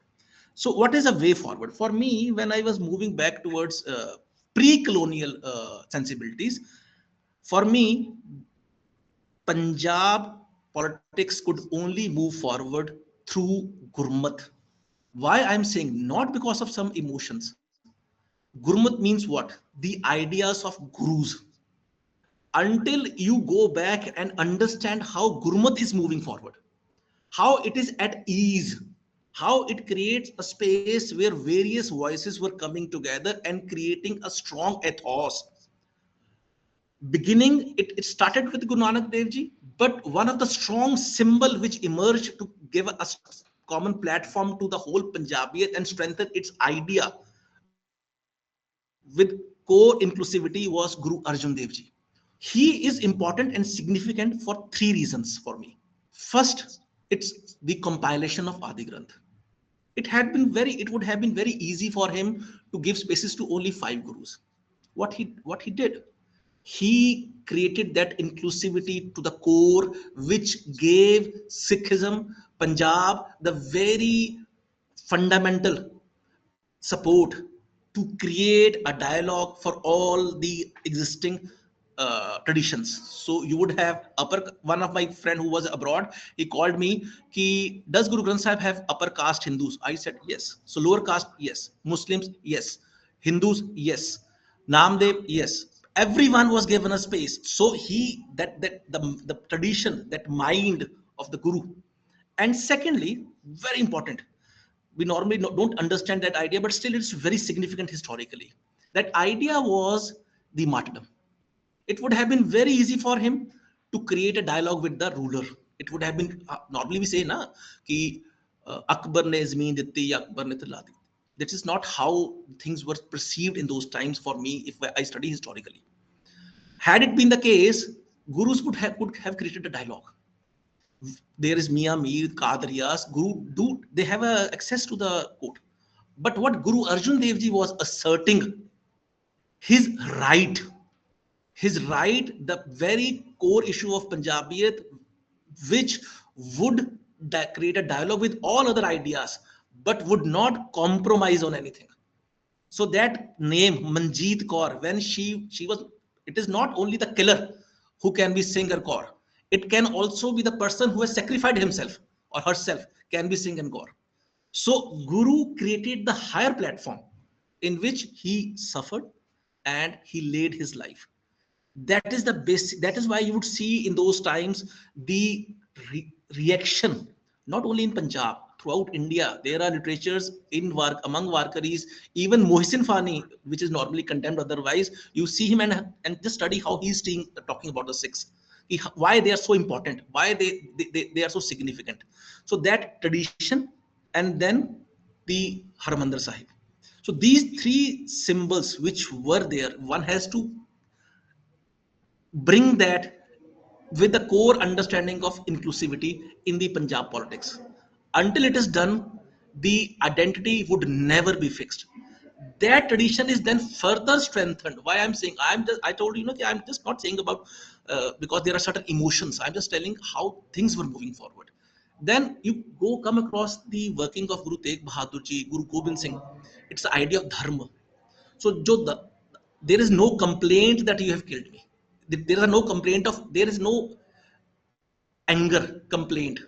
There is a higher moral value which was provided at that time historically. So dharma, inclusivity, the resilience, these three became the very part of Punjabiyat from that time onward. That continued in this region up to the arrival of the Europeans. Why I'm saying this? One has to study just Maharaja Ranjit Singh, because they were working in those times where the conflicts were more sharp, and you need more strength to resolve them. It was not done through the constitution. There was no certain one regular documents and you can send the police or army. Those were not the easy times. So what Maharaja Ranjit Singh did, when I study historically him, he went to Lahore and he entered Badshahi Mosque. The mosque of Badshahi was constructed by Aurangzeb, and it and the atrocities of Aurangzeb, जो औरंगजेब की जुल्म थे और जो रंजीत सिंह का time है, वो 100 साल भी अभी नहीं हुए. Why he entered that mosque and said all the Muslims would be given restored their rights. Everyone would be given right back because that is what Khalsa Raj is. So for those people, that Khalsa Raj became such a strong symbol of inclusivity. Now coming to the second part, which I want to hint it out. In history, we normally come across two ideas. That one idea is greater tradition, one is a little tradition. And I have already told you that the religion is not simply the text. The religion is not simply the scripture. Religion is also the experience. That is what Trimingham said. One has to experience, emotionally connect with the religion. Until you ease out all the conflicts and the living experience of the people who are existing within those traditions, you would not find singularity, which we by force trying to impose in Punjabi politics and Punjabi cultural ethos. That is what Europeans were thinking, that you must have one identity to move forward. Other identities were suppressed and repressed. Now what it has given, when the state and academia came together and there is a strong narrative against the Deras, I may be in favor, I may be against there. The experiences of those people who were existing not in the greater tradition, they were existing in the little tradition. So they were never against the greater tradition. Greater traditions remained intact. So people, when the dialogue for last 10, 12, 20 years, when it emerged, you may be in favor of Dera, you may be against Dera, but those places were where those people who were marginalized, they were having some experiences, whatever it might be. The attack on this little tradition, it has created. Now, moving towards the lens, why this is so important to understand. You will see those people moving towards greater tradition. Why I'm saying this greater tradition? Not into Sikhism, not into Hinduism. They are moving into another tradition, greater tradition, which now can ensure that experience for them, and that is Christianity. So you will see Christianity emerging now. The Christian experiences, because it is also greater tradition. We can attack Deras because they are little. We cannot attack Christianity because we do need consent from the Europe. We do need consent from America. We do need consent from England. We do need consent from Europe. So those people who are moving into now another tradition, you can see it all around. You may see it everywhere. For last 4 or 5 years, it is very significant and prominent. But the reason is why this thing is happening. Why this idea, which may in future create another problem. Why I'm saying this? There was some discussion in area around Fatehgarh Sahib. There was a dialogue. This is a period of grief. It's a shahadat ka time. So people, they observe silence, they pray. So it is a period of shahadats. So there are certain traditions linked with this shahadat in Fatehgarh Sahib, Morinda, Sarhind, and the same places were seeing celebrations. So there was a dialogue. There was an issue ki ye khushiyan ki, ye kis baat ki khushiyan hai. So what the answer was ki for Christians it might be happiness, for you it might be time of prayer. So that, for me, I'm not against Christianity. I'm again saying it, but the removal of the little tradition, the attack on those people who want to experience greater tradition through the little tradition, would create another problem in times to come. We have to understand this. We have to move back where Gurmukh and Gurus, they created strong symbology platform from inclusivity. Until we move forward to this place, we could not create a very strong voices without understanding our internal conflicts. Because towards the end, why I'm saying this, it is what Macauliffe said. He said in his writings in 1909, Victorian, it's a colonial idea, na? He said that Sikh religion requires state support. Without state support, it would be lost in the chaos of Indian religions. That is what Macaulay has categorically written in his work. Still, this mentality that it is a state thinking in a very colonial way, which is a way out for Sikhs and Punjab, it is an error. It is an error. Sikh, the Sikh and Sikh traditions never do not just simply need the power of the state. It is the core of Punjab and Punjabiyat. So for me, this inclusivity in which people would be given platform, their issues would be resolved. And last, which normally I say, what Guru Nanak, yeah, Baba Nanak advised us, preached us, kich suniye, kich kahiye. We have to listen, we have to tell. It's a samvad in between somewhere.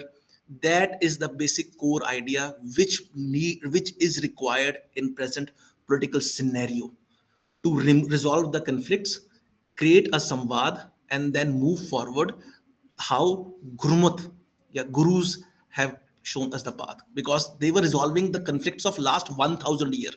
If you study Indian history, Punjab history from 600 to 1400, you will see the conflicts of Punjab. And those all conflicts were resolved by gurus within their lifespan.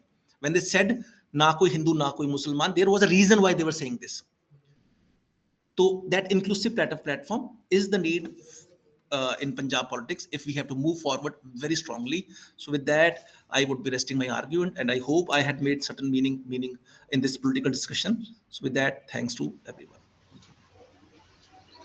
Thank you so much, sir. It was very insightful session. It was my second time listening to you. First time I listened to you, I couldn't resist myself from thinking about the problem. Who is the Punjabi? That was the question you raised in Central University of Punjab uh, in past, I think in November.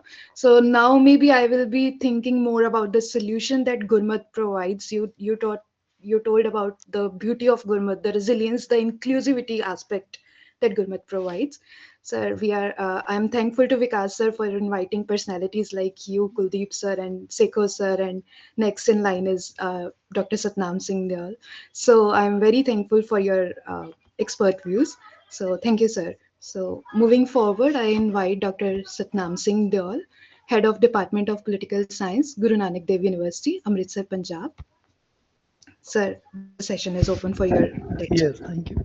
Uh, Good evening and Sat Sri Akal to all those who are present here. Before I start any formal process, the formal duty that has been assigned to me, uh, I want to beg an apology in advance that those, especially this statement is for them for whom I am very much new, those who do not know me as a person and as a professional. Let me beg an apology in advance that in this gathering, though this is an online gathering, I think I do not qualify to speak anything scholarly because the persons, those who are present in this group, they have been very much like teachers and mentors to me. Professor Kuldip Singh ji, Professor Ronki Ramji, Professor Jagroop Singh Sekhon. When I used to study at Panjabi University, Patiala, while pursuing my master's and my PhD at the later stage, they used to be my mentors. I used to read out their research articles. And I don't think that I have anything novel to contribute when the people of these kind of nomenclatures they have already delivered their views. Uh, I could not hear Professor Ronki Ramji at the beginning because I joined quite late.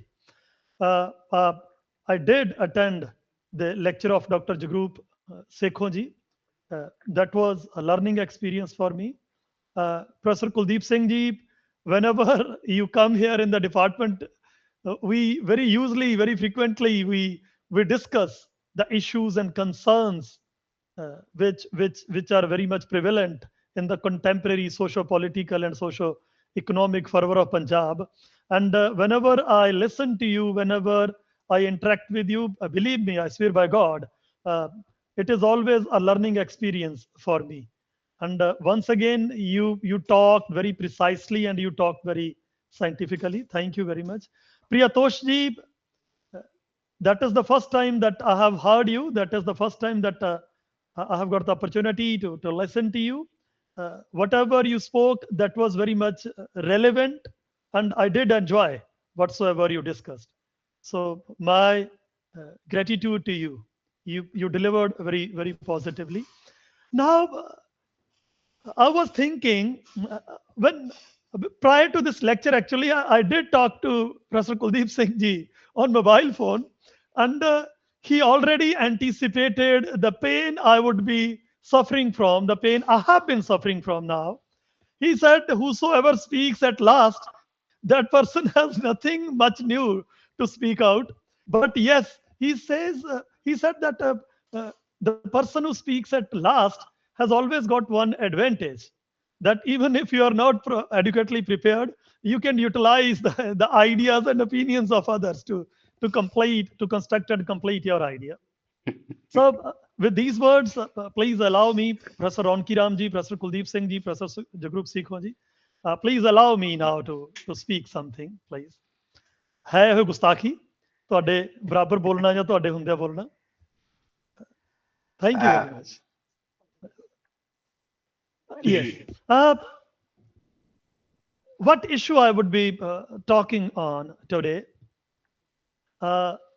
Being a student of Punjab politics, I have a general argument to understand the ethnic politics of Punjab, or in other words, you can say the Sikh politics of Punjab. I would be speaking on the contemporary ethnic politics, particularly Sikh politics, that has been taking place in Punjab particularly, though I would be discussing other general issues, socio-political and socio-economic issues that have been part of the contemporary political discourse of Punjab. I would start my discussion from an argument. That argument is that since the time of Punjab's dialogue with other communities, after the construction of the religious as well as political identity of Sikhs, again I repeat, after the construction of the religious as well as political identity of Sikhs, since Sikh community has established its dialogue with other communities, it has always faced the situation of dilemma. It has always faced the situation of dilemma. In other words, you can say that whenever the Sikh community as a social community as well as a political community, whenever it faces any social or political situation, it always faces the challenge, or it always faces the dilemma to choose one stance between, because on the one side there is the historical tradition that the community carries, the traditional historical experience, the philosophical, the religious, the political tradition that the community carries. And on the other side, the contemporary issues are there. Every time Sikh community faces this dilemma, that whether they must go for their historical tradition, historical experience, or they must prefer their contemporary issues, their contemporary concerns, their contemporary challenges.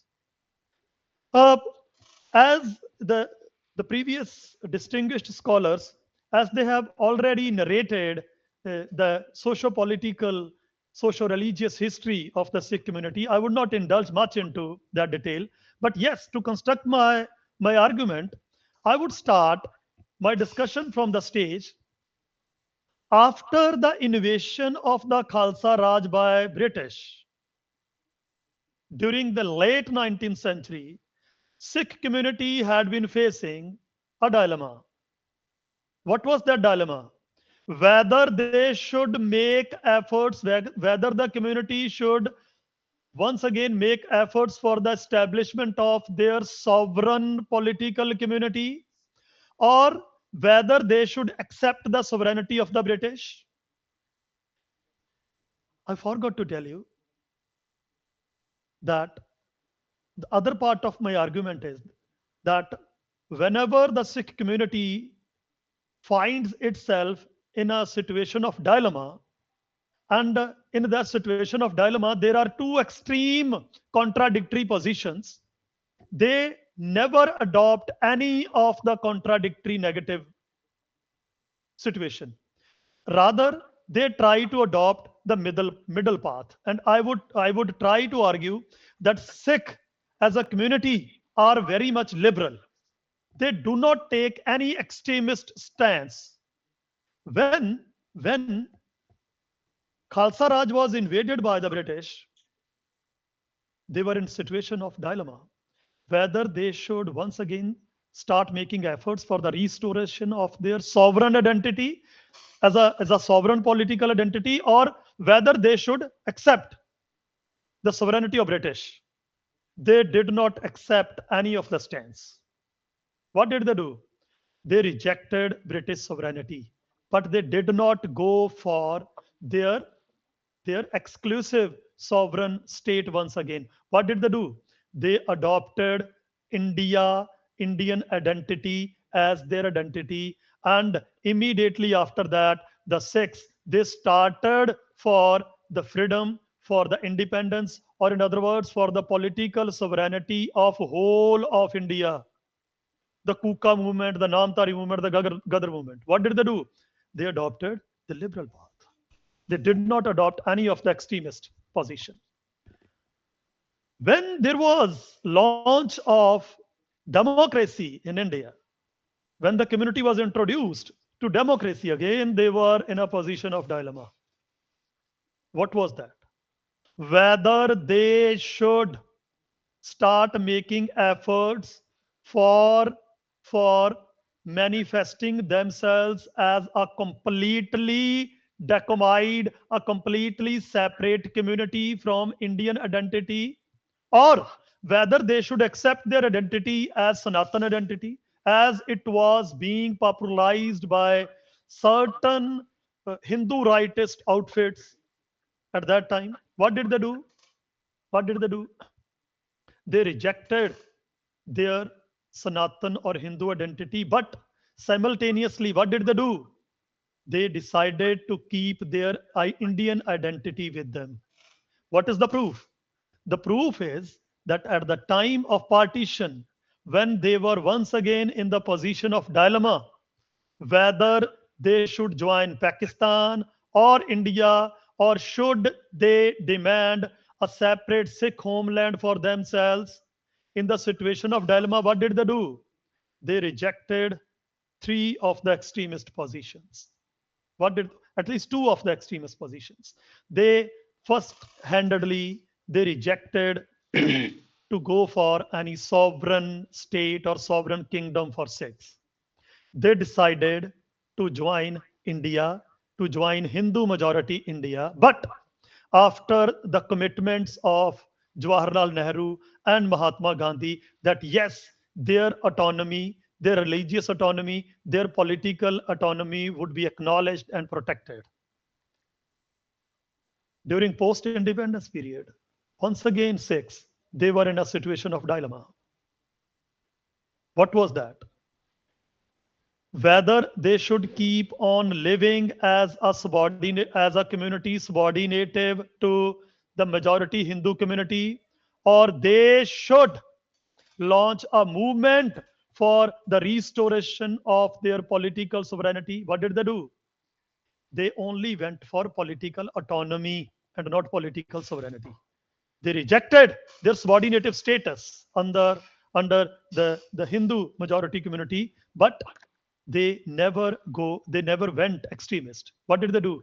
They launched the Punjabi Suba movement to have to restore a region where they could be in a majority and they could enjoy the political autonomy. They could emerge as the dominant stakeholders in the political decision making of the state. During 1970s, once again, what did they do when they found themselves in a situation of dilemma? Whether they should adapt the centralizing tendencies of the central government or they should resent. What did they do? They adopted a middle path. What was that middle path? To pursue a very democratic, to pursue a very peaceful movement. For what? For more rights, for more economic rights, for more political rights for the state governments. They launched the movement for state autonomy. During during early 1980s, they were once again in a situation of dilemma. Whether they should manifest their religious identity or their regional identity. They launched their, their early movements as Nehru Roku Morcha. That Nehru Roku Morcha was a regional morcha based on the regional demands. Then that Nehru Roku Morcha was converted, very soon converted into Dharam Morcha. Those who have studied that Dharam Morcha, in that Dharam Morcha, there was nothing but certain issues with regard to the regional autonomy of the state. The state. But that that peaceful movement firstly was not appropriately tackled by the Sikh leaders. Secondly, it was not appropriately tackled by the central government as well. It resulted into the conduct of Operation Blue Star, assassination of Indira Gandhi, and rise of violence, organized violence by Sikh outfits, and counter violence by the state agencies. And please allow me to say, when Sikhs, they had been experiencing the violence from the Sikh outfits as well as the counter violence from the state agencies, as Professor Kuldip Singh ji has very rightly quoted. In my words, I want to say, Sikhs were once again in a stage of dilemma. Whether they should support the Sikh militants who were saying that they were fighting for a religious, ethnic, and regional cause, but they could never support to the indiscriminate violence being executed by terrorists. The Sikhs, they were in a stage of dilemma whether they should support terrorists or not. What did they do? Ultimately, the Sikhs, they withdrew their support and terrorism collapsed. If you have read out the book of Sardar KPS Gill, The Knights of Falsehood, he admits the statement given by Professor Kuldip Singh ji. Sardar KPS Gill has justified his statement in his book. He says the terrorism in Punjab could never be eradicated if the Sikh masses, they had not withdrawn their support. The Sikhs, they withdrew their support. That was the reason that militancy collapsed. And let me tell you, now, in the historical memory of Sikhs, still there is a dilemma while memorizing that period. There are Sikhs who would call that period as terrorism. There are Sikhs who would call the same period as militancy.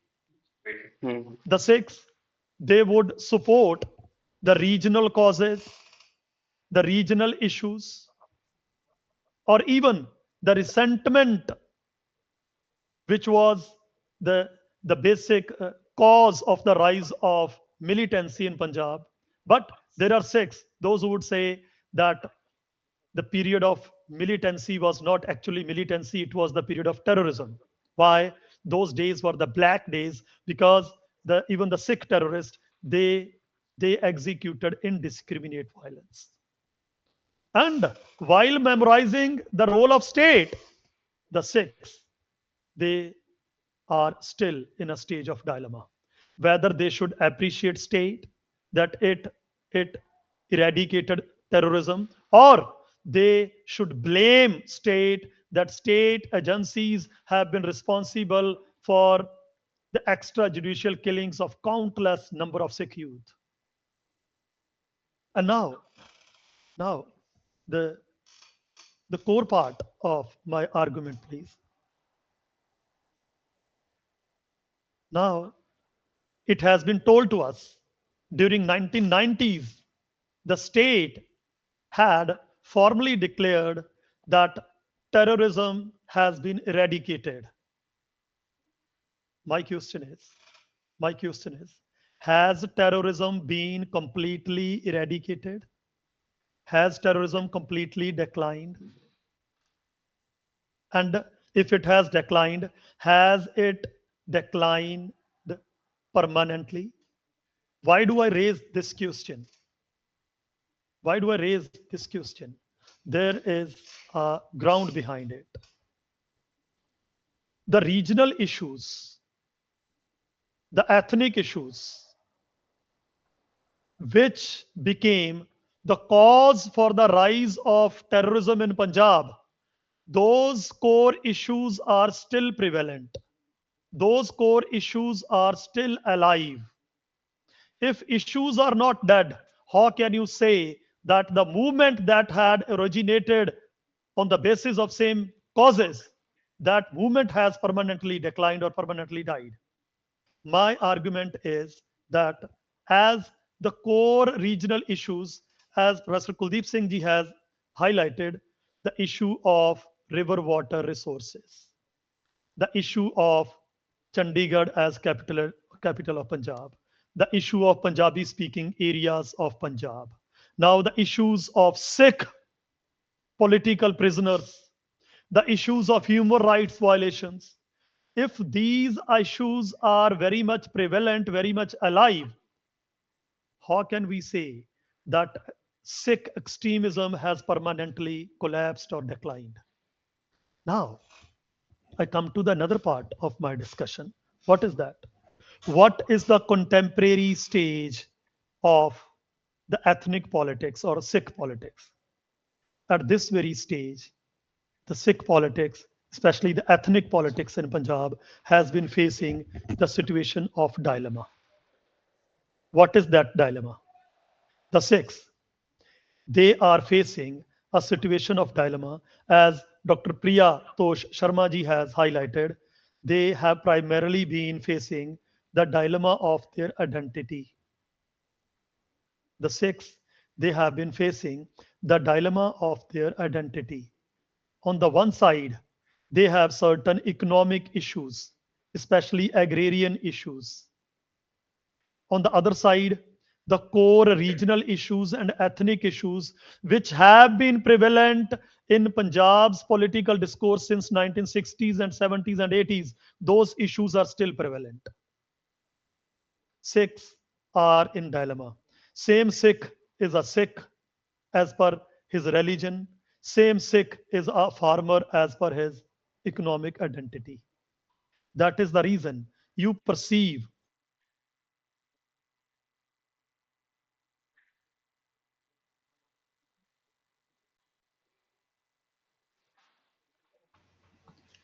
Sir, there is a connectivity issue.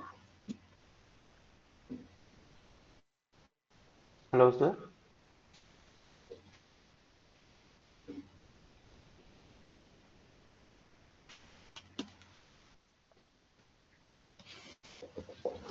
Hello, Satnam Singh, sir.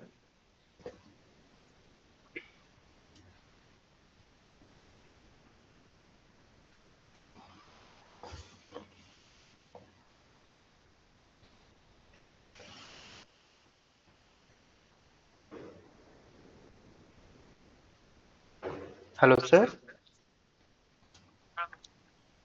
Sir आपकी voice नहीं आ रही sir. Hello sir, आपकी voice नहीं आ रही है।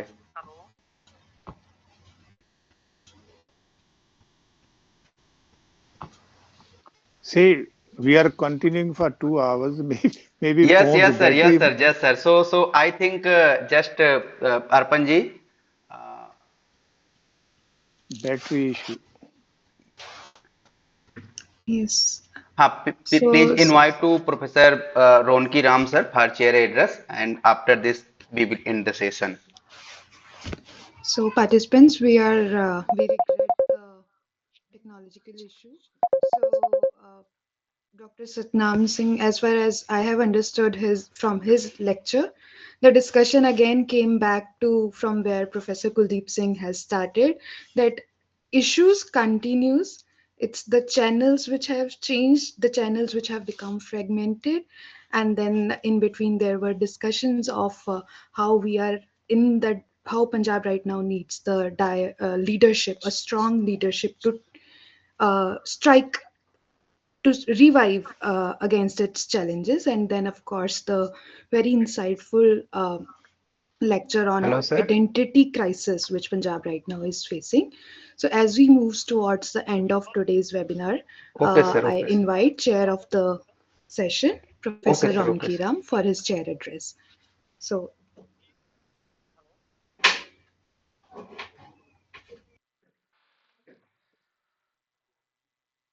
Sir, please unmute your sir device sir. Please. Ronki sir, please unmute sir. Hmm. Thank you very much. It was a treat to listen to all the speakers. It makes a lot of sense that we discussed again much more politics, identities, and the main concern. But before I make my comments, let me add here a line. When the fifth master was compiling our Granth, the idea at that time was not to include, a Sikh, a Muslim, because at that time Sikh was in the process of developing, or a Hindu, or a Dalit. The idea was that whosoever was making an inclusive religiosity as a way of one's life, the things were added. Whatever the caste was there, caste was not the question, because it was beyond caste. The very idea of including caste, the very idea of inclusion in itself is an exclusion. We have seen it that many people who follow, you know, Dr. B.R. Ambedkar, or those who follow the idea of the Panthers, they themselves talk about that this text is written by a Dalit who knows better than a non-Dalit. So even sometimes, once they have, you know, embraced some other religion, but they keep on doing their family, chorus within their caste from which they have converted. This trend was very much. There was a time in Punjab when we find it, such things were prominently challenged. The only thing was that it was in the philosophy of the this youngest religion in the world that it has come much more, what we can say systematically, meticulously, because the idea was that we have seen once this new system of thinking was emerging, the new system of thinking was basically a new system of identity. The new identity was not to create an identity vis-a-vis the others. The identity which it was creating was an identity where rest of the identities can find a sufficient space to get into. And there was no question of, you know, any resistance. But once this identity was established, some of the, supplanting identities in terms of Udasis, Nirmalas, in terms of Namadaris, all those, they start going away from the identity, which was the identity of the Gurmat, which Ashutosh has tried to talk about. So this was the question. Even at the time of the Gurus, when the Sikh religion was in the process of a structured religion, which precisely was not the motive of Baba Nanak. But when still it was coming up, we find there was an opposition right from the very beginning. Deras, the Deras did not come only after the withdrawal of the state. Deras were much more important even before the British come to India. They were much more important even before, we have a Sultanate intervention in India. When Sultanate intervened in India with the Muinuddin Chishti Sahib, there were certain buts, there were certain organizations. But the only thing was that we find that at that time, all these institutions, they were becoming a part of, a peripheral system of identities in Punjab. And we find it that even at the time of when Baba Nanak was making ideas of, humanity, he was taking up cudgels with Sidh, Nath, and so many groups who were presenting an alternative religiosity. He was telling them very clearly, what are you doing? If you read Baba Nanak, his Bani was a sharp critique of the plan, of the time at that time. But he says, he said, Kalme Nanka, Juno ka utar, Pitrujunora Tijunori, Jori, Kiska, Kisda. He tried to say that in this world, and he said that Chaudhary, Ilti Chaudhary है, ਜਿਹੜੀ ਕੁੜੀ ਆ ਹਰ ਥਾਂ ਪੂਰੀ ਹੈ ਉੱਤੋਂ ਅਸੀਂ ਬੜੀਆਂ ਚੰਗੀਆਂ ਅੰਦਰੋਂ ਸਿਆਹ ਕਾਲੀਆਂ ਨੇ. He was trying to present ideas in a way which he was having a dialogue with not a single identity, with the dialogue which all identities are subscribing to, and Baba Nanak giving a new perspective. This is one thing which we find it, and we find it that when Salim comes to fifth master, he did, हाँ बताइए क्या किस लिए की थी. Textual gaps. मैं अभी कर ले रहा हूँ. अरे वो सचिन का दिया होगा तो उसे कहने के लिए होंगे. Any proof to say that he put a मैं देखो कौन के ले रहा हूँ. Or a tilak on his forehead, because there was not a tradition in the Sikh Guru tradition to put a tilak लगाने. नहीं होएगा. The idea was that even Jahangir's father, he himself came to the, Guru Sahib. He himself came to the, as Ashutosh told, to Guru Amar Das. But at that time, we find there was not much, hue and cry.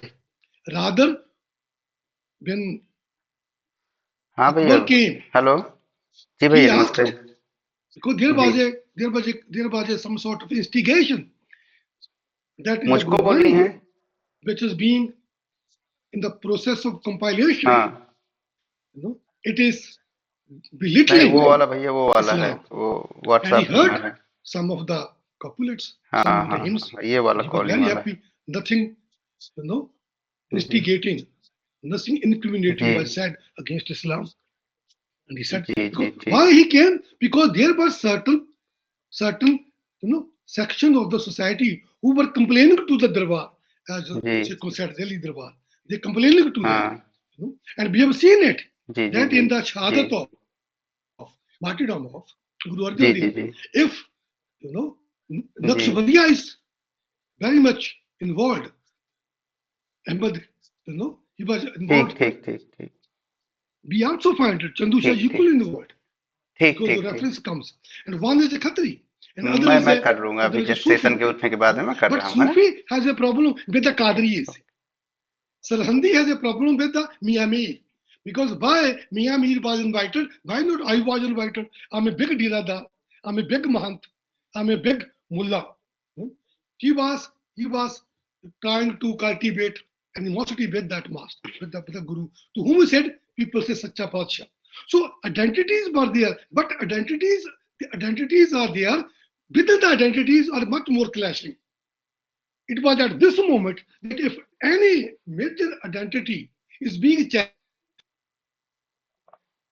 whether it was challenged directly or there was a vicariously, it is coming under the purview of that emerging identity, we find opposition.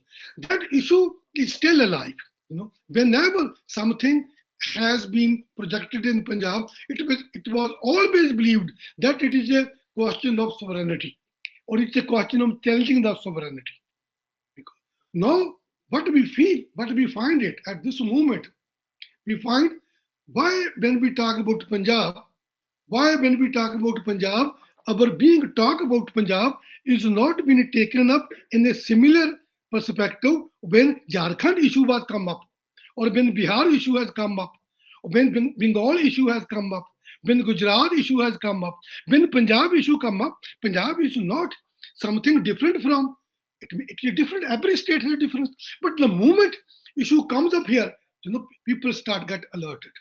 Many people say they got alert because the border state. No, not that. There's a tradition. That tradition, all the three speakers, even, I mean, Satnam Singh Deol, Professor Satnam Singh Deol has also, because here in this state, some idea of fresh thinking remained here. You call it a geographical factor, you call it a the culture, you call it a tradition to resist the tradition which Ashutosh Priyatosh has clearly mentioned about it, because he said that it's a question of resistance. It's not a question of he could have easily dialogue could have been easily there, but dialogue was not there. Because dialogue can only be possible if someone is trying to find equal space for that dialogue. If dialogue is being, engaged in order to snub someone or convert someone, or in order to dilute the very personality of someone, that was not a dialogue. It was a dialogue. What was a dialogue? There was no dialogue for the fifth master. The dialogue was that either you convert to Islam or face the siyasat o jasa rasanid punishment. Punishment was with the jasa order. This was a Mongolian punishment to be killed without splitting a single drop of blood. Was there a dialogue? It was a choice. You accept it. So what choice was there? Even when, as the story says, the local tradition says, Miyamir saw it, that he was put to such a horrible torture. And he said, if you allow me, But question was that he very much knew it. He always find the things because before going to Lahore, he told all people who were closer to him that be ready. We are going to give now this Gurgadi to uh, his son, the sixth master, Guru Hargobind. He said, I'm going there, would not come back. Similarly, when the ninth master started moving toward that, he knew it. He wanted to go because there was no choice of dialogue. Not at all, no dialogue was there. So in this question, at this moment, we find it that how Punjab has projected itself, how Punjab has taken the issues. When we find it during the elections or during the movements or during all those different stages that Punjab has been presenting a theme. That theme was always either autonomy, a theme either was, some says that they want to get secession because nobody say Even Bindranwale been asked, he said, ਅਸੀਂ ਤਾਂ ਮੰਗਦੇ ਨਹੀਂ ਜੇ ਦਿਓਗੇ ਤਾਂ ਮਾੜਾ ਵੀ ਨਹੀਂ ਹੈਗਾ. Here are the people who have talked to Bindranwale, who met him many times, because Professor Kuldip told me many times. The question of autonomy has always been how and when and why the question of autonomy has been translated as a challenge to sovereignty. This is one issue which has come in all the four discussions. And secondly, why the issue of identities in Punjab never become that much conflictual at a stage except 1947. Except 1947. But there was a lot of repentance even on this issue. Whenever people go to Pakistan, Punjab, or many people come from Lahore to this side of that, they feel it. They say that pata nahi paaniya ch kehdi jar khul gayi si, assi kuch kita.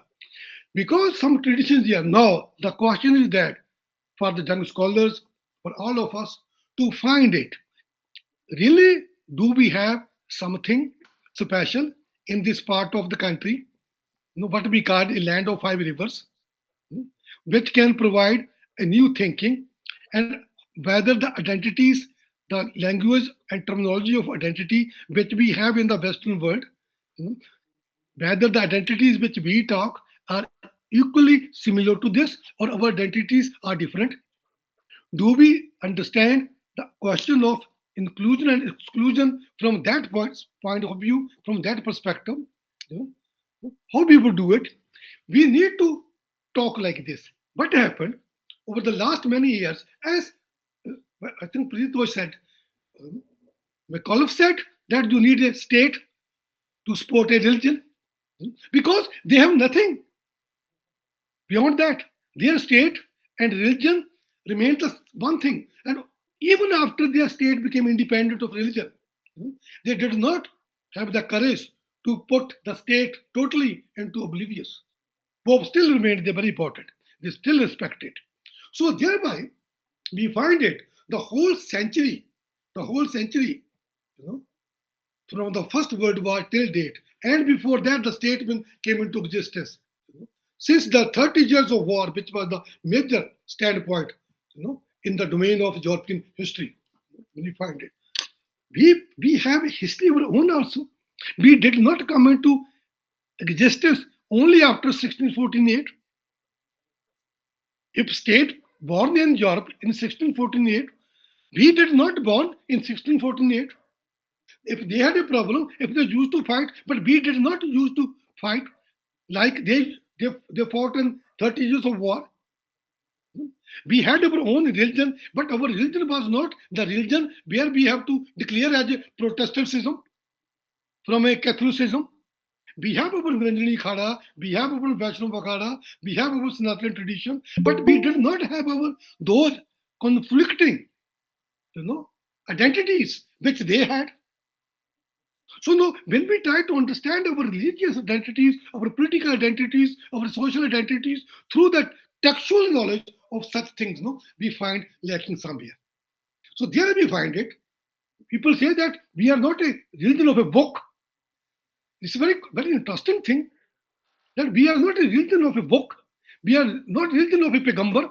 People say you won't have a religion because you won't have those religious, Semitic religious notion. And we take proud that at least this time, perhaps, people became cautious when we have a religion of book, that we have a Adi Granth, which later on became Shri Guru Granth Sahib.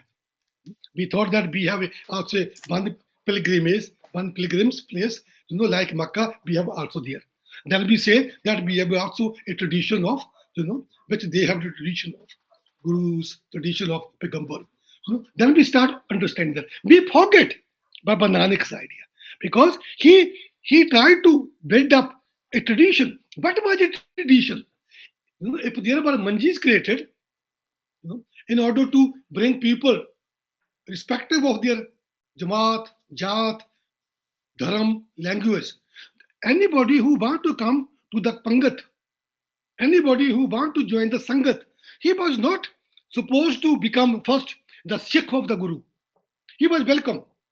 The idea was that you should try to overcome the differences which you do have. The once you overcome the differences, the philosophy which Nanak's house was saying would be spreaded. But when we thought that in order to spread the philosophy of Baba Nanak, we create a religion, we create an identity. Then we start saying that identity needs a sovereignty. So then how we are different from others? Nako Hindu, Nako Muslim. No? He was directly hitting at the tip of the nail of the identities. He is going beyond identities. Can we look? Can a dialogue of politics can be beyond identities? The very idea of identity is a politics. When we transcend identities, can politics play a wonderful role? These issues are we have to think. Very interesting. We can keep on this discussion in the next seminar when you have it. But these issues need to be discussed. The issue to be discussed. Do we need a separate terminology, a new lingo to discuss it, so that we can? So do we reread our gurus? Do we go into the text again, try to make a sense of it? So with this, I would open the house. If we can, 10, 15 minutes more can sit. No, it would not be a bad idea.